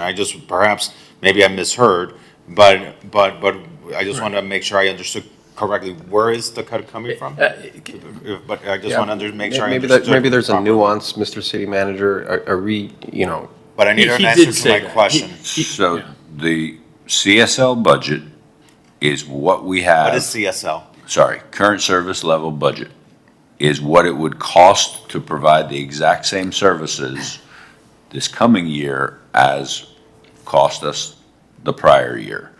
What we've sat down with each of the departments and said, from your current service level budget for fiscal year '27. Are there any other budgets besides CSL for police and fire?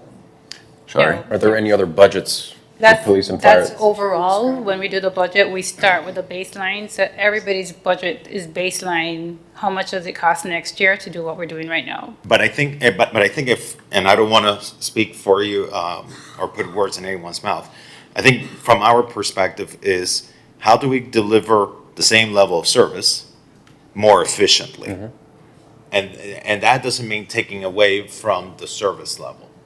And maybe, because that's where I feel many of us might be, is deliver the same services, but find efficiencies so that we do it more efficiently. So it doesn't cost us as much. Maybe you have less sworn personnel in office positions. Maybe you, as the mayor's initiative had of seeking more unsworn personnel doing office work and that type of stuff. Well, that's what I mean by the nuance. I mean, is sworn officers in administrative capacities considered CSL? So In police department? CSL budget is basically looking at the total headcount, total number of individuals. It's up to the department heads to allocate those resources in specific areas based on the policy direction of this body and obviously with input from the manager's office. But what we've seen over the years, and I think you saw it in the LTC that went around yesterday, and it was a direct result of an ask during the budget retreat, is that we've not seen significant increase in headcount over the last 10 years on non-public safety related efforts, but yet both on the public safety side and throughout the city government, we continue to expand services, we continue to deliver more. I'm just worried that you're getting to a point where the expectation that we can just cut $10 million out of a budget without cutting services is unrealistic. Well, that's where I wanted to start having these conversations here. And I think, yeah, Commissioner Magazine, if I may, not to beat a dead horse with Commissioner Magazine, we kind of want to get a heads up on that before the July meeting.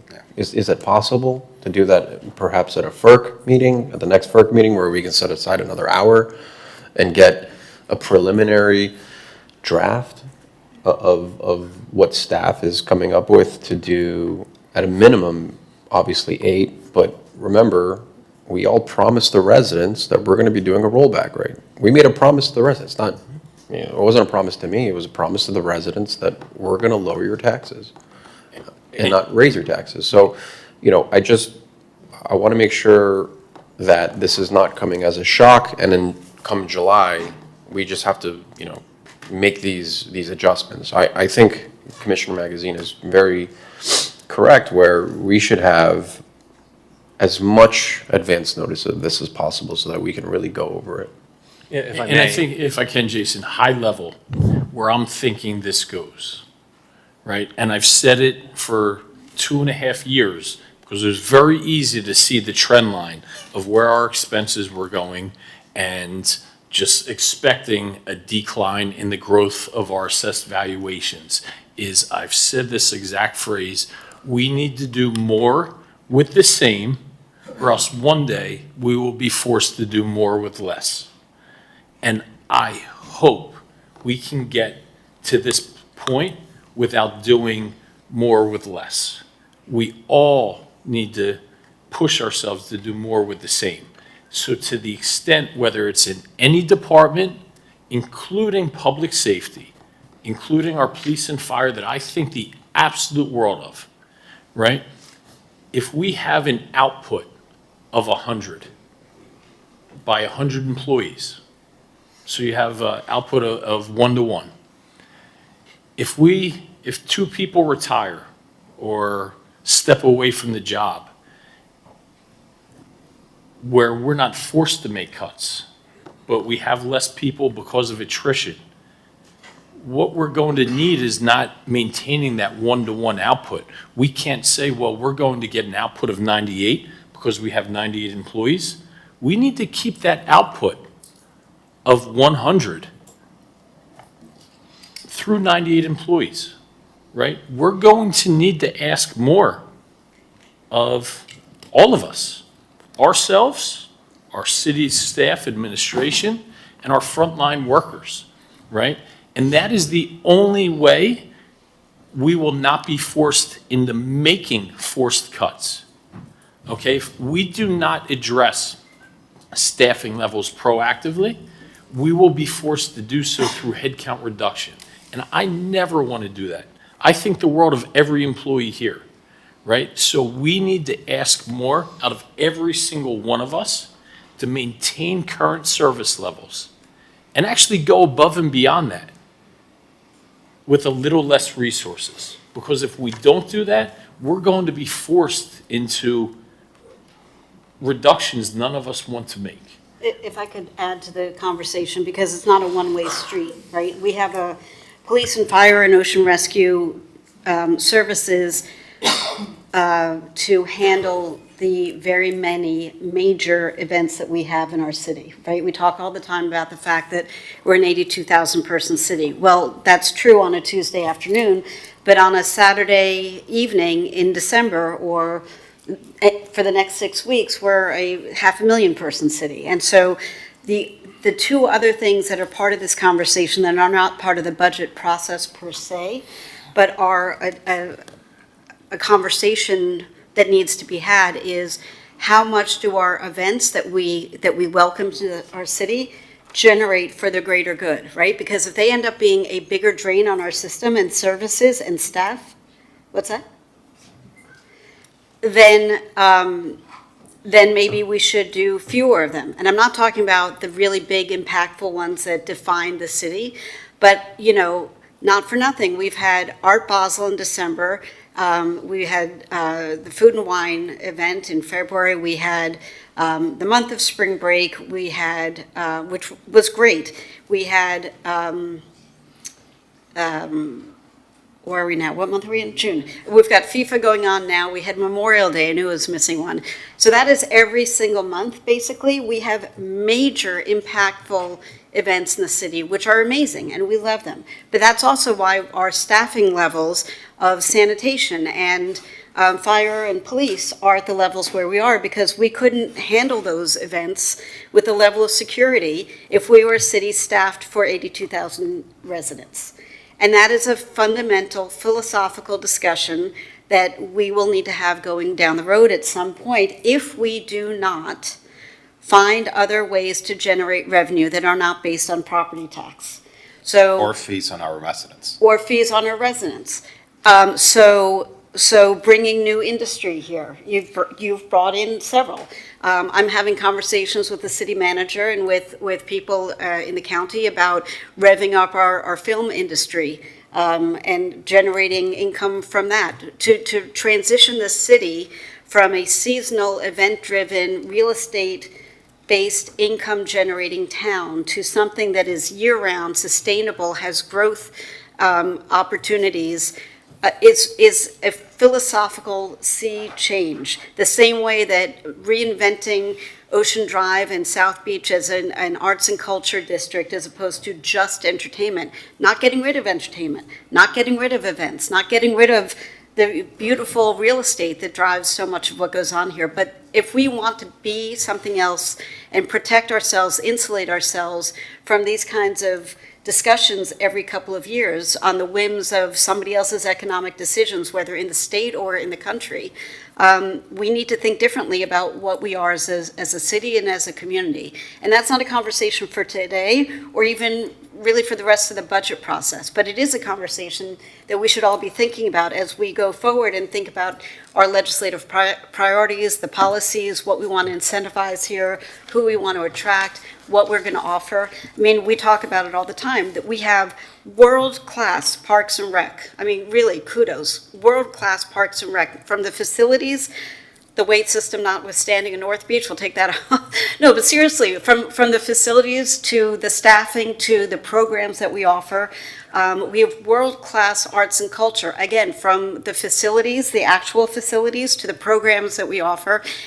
We have Alba Tare and her staff who are taking care of our under-resourced residents with rent assistance and food assistance and navigating the system, not to mention the $10 million that we spend in homeless outreach. I mean, these are things that make us who we are. And if we're going to start thinking that we're going to take things away, we need to either decide that that's not who we are and therefore lose the people who've chosen to move their multi-hundred million lifestyles, or billions in some cases, to our city. They could have gone to Sunny Isles, they could have gone to Miami proper, and they're coming here because of what we offer in our totality.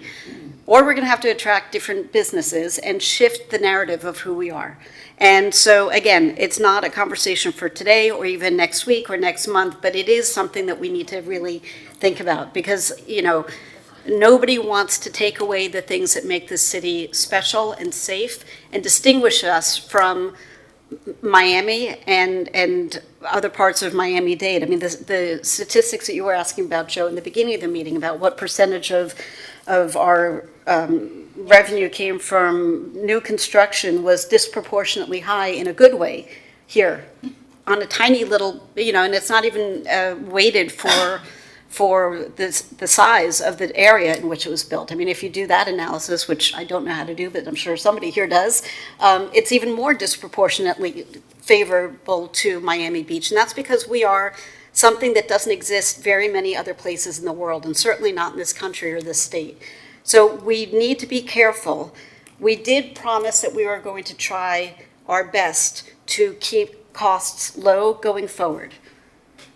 But I do not feel that that is going to be a prudent decision at the expense of what makes us us.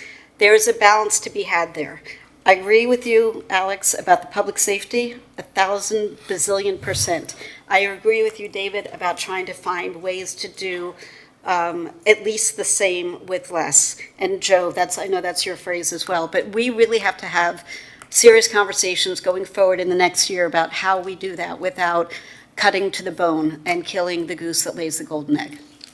And one thing, and Debbie, maybe it's something you can examine with all of us.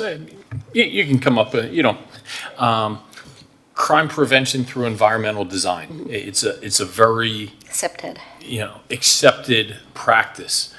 We don't do that, right? We don't do that, and that's one way to essentially make sure, and it ties into your kind of event discussion where, well, we have to have all these major events because we haven't built a real economy yet, and we don't have a residential population that can support our small businesses.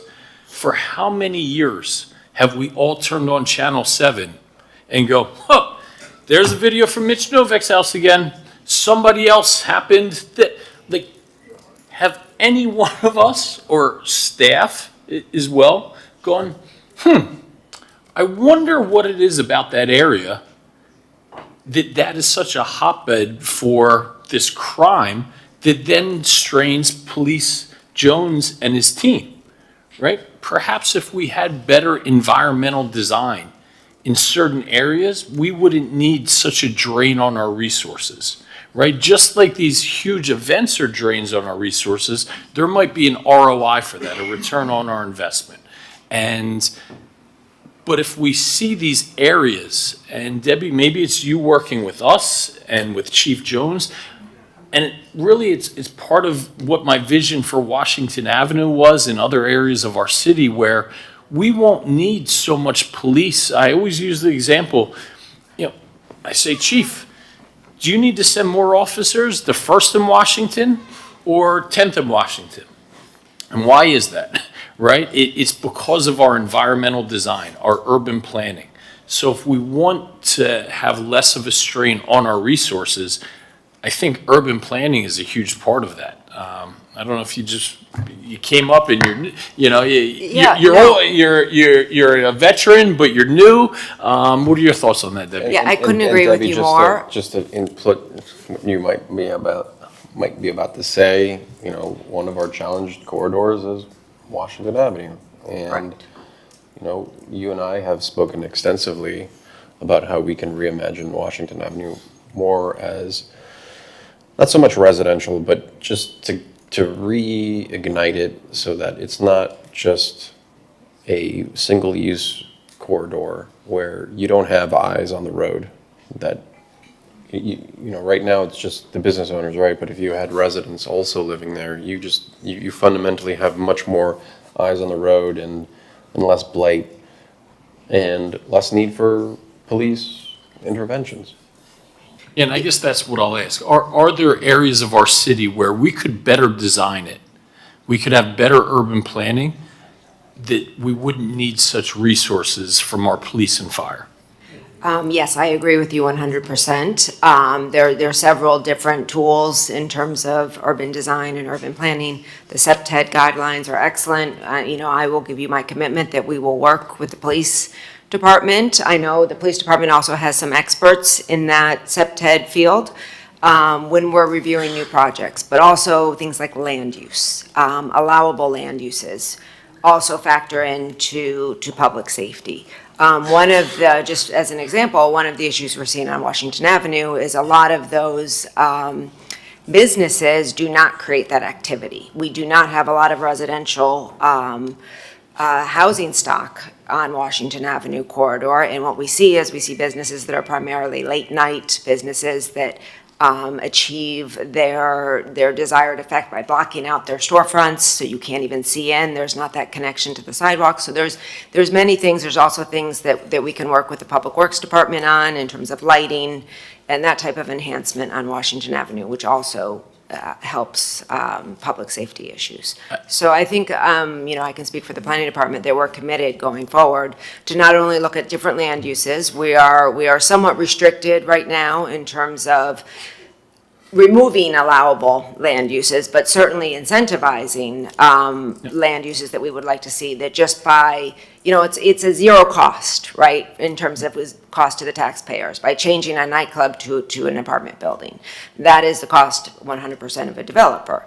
So there are low cost and zero cost things just from a land use perspective that we can try and implement in terms of a policy. And then there's also smaller projects like lighting and maybe coming up with some more robust SEPTED guidelines that we could follow and work with Chief Jones on. You've said better in 1 minute that I've been babbling on about for years and years. What you said is perfect, and it literally gave me goosebumps because that's the vision I want to carry out for our city, right? It has nothing to do about development or this or that. It is creating a better lived environment for our residents and our visitors that are here. And in doing so, it also helps us with our budgetary issues. Yep. So. I wanted, if I I may have a just. question, I'm sorry, I've been, so have we ever had in the past, Eric, a consultant or someone that on staff that actually presents some type of long-term plan for Miami Beach and where we want to go? I mean, because I appreciate what you're saying, Debbie, but I feel like the planning department, I mean, you guys, assess projects as they come up and they, developers will contact you and say, hey, I want to do this here, and then this is our plan, and what can we do, and what can we ask for, and what can we get, and you work with them. But I don't think anyone has ever been on staff that necessarily says what Joe wants, which is, Commissioner Magazine, which is like, well, we want to get here, or we want to, where's the sweet spot of too many events or events that actually that keep our property taxes low because they bring in the resort dollars. So we need those events. We need that tourism. It pays for itself. We don't really have any type of visionary process, which I think you've been speaking about several different times, which is why you presented that bi-monthly commission, the workshop, so we can kind of talk about this. But I don't think we've ever really had any type of cohesive plan as to where do we want to get? Is it more residential? Is it, less nightclubs? Or is it maybe a nice combo of both? Or do we want to model ourselves like New York City or Austin, Texas or Monaco? Have we ever had a consultant that does that citywide for what we want our future to be like in 10 years? But Commissioner, I wouldn't want to trust that to a consultant. That's what we're elected for. So, but is that though, because like I said, the planning department, like you guys don't, or do you? And maybe I'm wrong, but I've just never known of you or Tom or anyone. I mean, you're just one department, right? So it's not like you could sit down would we need to convene like all of our directors, you and parking, because we need to make sure there's enough parking, and then we need transportation because we need to make sure our roads aren't at capacity, and then we need to get, public works involved to make sure we have enough toilets that flush, and then, you know what I mean? Like, has there ever been a strategy session about where to get where we want to go in 5, 10 years, 15 years, and where will we be, and what does that require? And so that's why I suggested the consultant, because there are consultants that do all of that, urban planning, and poor Debbie. Like, Debbie, hey, tell us, I'm ready to go. I'll say tell this, us Debbie. where we need to go in 10 years, Debbie. Debbie, and I'll say this. Fix all the problems. Thank you, You are Debbie. too talented and love this city too much to be a code reader. I want you to be an urban planner. No, and I How does that think- feel, Debbie? Can you tell us where you want to go in 10 years? Certainly, that is a, best practice, right? In terms of looking at holistically in the city, incorporating other departments. I think we can do, but I think we try to do that. But Commissioner Mateo Salinas, you're correct. We tend to look at projects on a case-by-case basis, right? So we're more reactionary. I think what we could do is, and what we have done in the past, is look at projects on a case-by-case and then look at certain areas. We haven't, undertaking an entire citywide master plan would be quite the challenge, right? It would be a multi-year process. It may, like a lot of our master plans that we've accomplished over the years, may not result in any sort of quick action.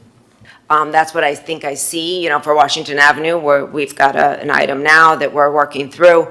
But there's been probably 8 Washington Avenue plans since I've been with the city, So I think it's a catch-22 sometimes with thinking too large in terms of we come up with these, year-long planning processes, and then we don't actually, 3 years after the process is over, it's harder to implement individual projects. So I think it's a balance. I think we need to be more holistic. We need to be more proactive. And I think, the commission is going to be a great partner with that, because right now, it's not the planning department's purview to propose all these significant changes. That's really a policymaker decision. And, of course, we're here to assist with that. But certainly, we're ready to roll our sleeves up and start thinking maybe a little bit differently. And I appreciate that, Debbie, and I just want to say that as we're asking everyone and every single department to do more with less, it's going to be tough to now create a vision for the whole city and where we want to go in 5, 10 years. So thank you, Debbie, for that, and I hope that we can get this together and figure this out. And doing better. Yep. And just to speak to that before Eric gets involved, I thought about that a lot after I got elected, is like, how come staff didn't come to us with ideas? And it turns out that it's backwards, right? I mean, we're the policymakers because we're the ones who get elected, because we're the ones who knock on doors and hear from the electorate of what their needs are. Not the other way around. I don't want to hear a consultant's idea of how Austin should be Miami Beach. They haven't spoken to the thousands of residents like we have on their issues and their concerns. So you're right. We're going to have that's a multi-year process, and by the time it's done, there's another set of needs. We give the idea, and the consultant kind of says, "Well, this is how you get there," but it comes from us. Well, and you guys are the professionals that would give us the suggestion. Respectfully, I'm the commissioner who wants to have, as least consultants as possible, because I trust the planning department to carry through my vision, just like they did with Washington Avenue. I said, hey, Debbie and Tom, I want to reimagine Washington Avenue, make it more residential, make it more walkable, not add to traffic, and really address the vacant storefronts and blight. And they did, and I trust them. I didn't have to hire, we didn't have to hire a consultant to do that. I fully trust staff's, recommendation. I think it's very easy to say, hey, look, where do we want to see each other, the city in 10, 20 years, and have the people who are here that are already hired, who've been here for, decades to really give their insight. I don't know if it's necessarily a good idea to hire, a consultant who's going to, take your money, right, or our money, or the taxpayers' money for what they think their vision is. I think it really comes from top down, because we're the ones who really speak to the electorate and talk to thousands of voters on a monthly basis. And we're the ones who should be giving the policy direction, not the other way around, right? And that's particularly why you don't see staff coming to us saying, hey, this is our idea, for Miami Beach. It's, you guys carry out our vision. We're not here to carry out your vision. Correct. So I want to go back to a point I made earlier. Is one of the last meetings that we had, I asked staff, segregate out the 62%, that's public safety, from the budget, and show us where we've had most of our increase, and you prepared that LTC. I think Jason started with his presentation with that today, and PJ, I don't know if you have that. There we go. That's the image that I wanted to see. And so, what stands out to me here is that, we have areas where there are not the direct services that our residents are receiving, where we have seen tremendous growth. In economic development, we've seen an increase in the budget of $2 million. In procurement, you've seen an increase of over $1 million in CIP and finance and in facilities. I think it's $4 million. Over the past 10 years, it seems like, we've seen an increase, more than 50% increase. Yeah, certainly more than 50% increase over the past 10 years. Now, does that necessarily mean that we're overspending? Probably not. But does it suggest that there's room to examine whether every increase in these lines remain justified? I think so. And so before we go out and we take away from the essential services that our residents are getting in police, fire, ocean rescue, maintenance of sidewalks, streets, and parks, I'd rather us take a look in these areas here, and especially those line items that aren't the front-facing services that our residents are getting, before we touch any of those direct services, and most certainly before we touch any of those services that are the most essential core public safety and the very basic tenets of being a municipal government. And I say that with much respect for all of these entities that are here, and including, a lot of the stuff that has been discussed here today, especially, line items that are important to our brand and who we are as a city, including arts and culture that we want to preserve as much as possible.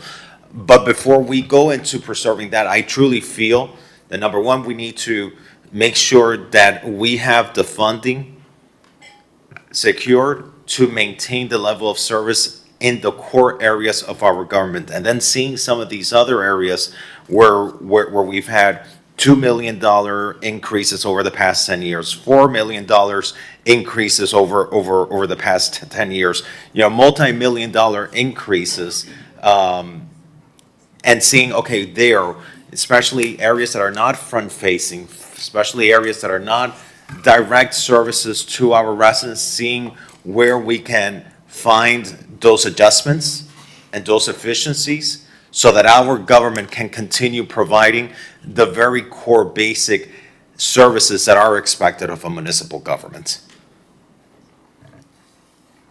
I have, Commissioner Fernandez, I have an item coming up at the next meeting for AI consulting, to see how we can go into every single department, not every single department, and see where we can find inefficiencies and take advantage of that.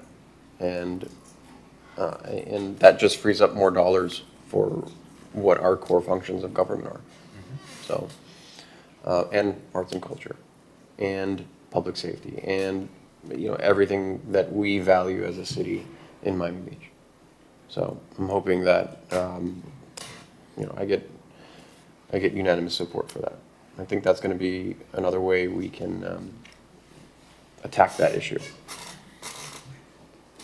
Yeah, and to your point, Commissioner Fernandez, certainly part of the reason why we've improved so much as a city is because of our focus on public safety, a clean city, right? So I would never want to take steps back in that regard. I also think that we can have discussions about how to have more efficiencies in those departments while still providing the same level of service, right? Just like we have in every single department. Of the, I think it was 3 or 4 departments that you highlighted there, Mayor and Commission, maybe PJ, if you could pull that slide back, don't worry about it. Even if we rolled back the top 4 departments, ex Park and Rec, to 10-year ago numbers, that only gets us about 1/3 of the way there to a rolled back millage rate, right? If we would take it, Parks and Rec isn't somewhere I'm willing to roll back on, because I think it's truly the greatest amenity in our city, along with public safety. But if you would roll back the top 4 entities that are highlighted there to 10-year ago numbers, we'd still only get to about half or 1/3 of the way to getting to our rolled back millage rate. So it's not that I'm saying, yes, we want to roll back public safety or things like that. It's just when that constitutes such a large portion of our budget, we certainly need to find ways to run at the same levels of service with a more efficient government, right? And I'll say that about every single department. If we have lesser allocation to the mayor and commission, I'm not going to go out and tell our constituents, hey, you can't call me on Tuesday because we have less resources. I'm going to say, you know what? I'm going to bust my butt and provide that same level of service, even if we have less resources possible. And if that's something that we need to evaluate our own selves, that's on the table as well, because I will for damn sure lead by example. So I guess my point was, rather than saying, my thing is, when the revenues are declining, which I anticipate this ballot question will probably pass, if I had to guess, though a lot of people and a lot of experts in politics say it's not going to pass. I read the tea leaves very differently, and I feel it is going to pass, not because I like the bill, because I do think a lot of things are going to suffer. A lot of the important programs that are funded by government and a lot of governments are going to practically disappear. But when our revenues are declining, the budget reductions, I believe, should be based on priorities and not a specific percentage that's applied equally to every department. And that to me is crucial.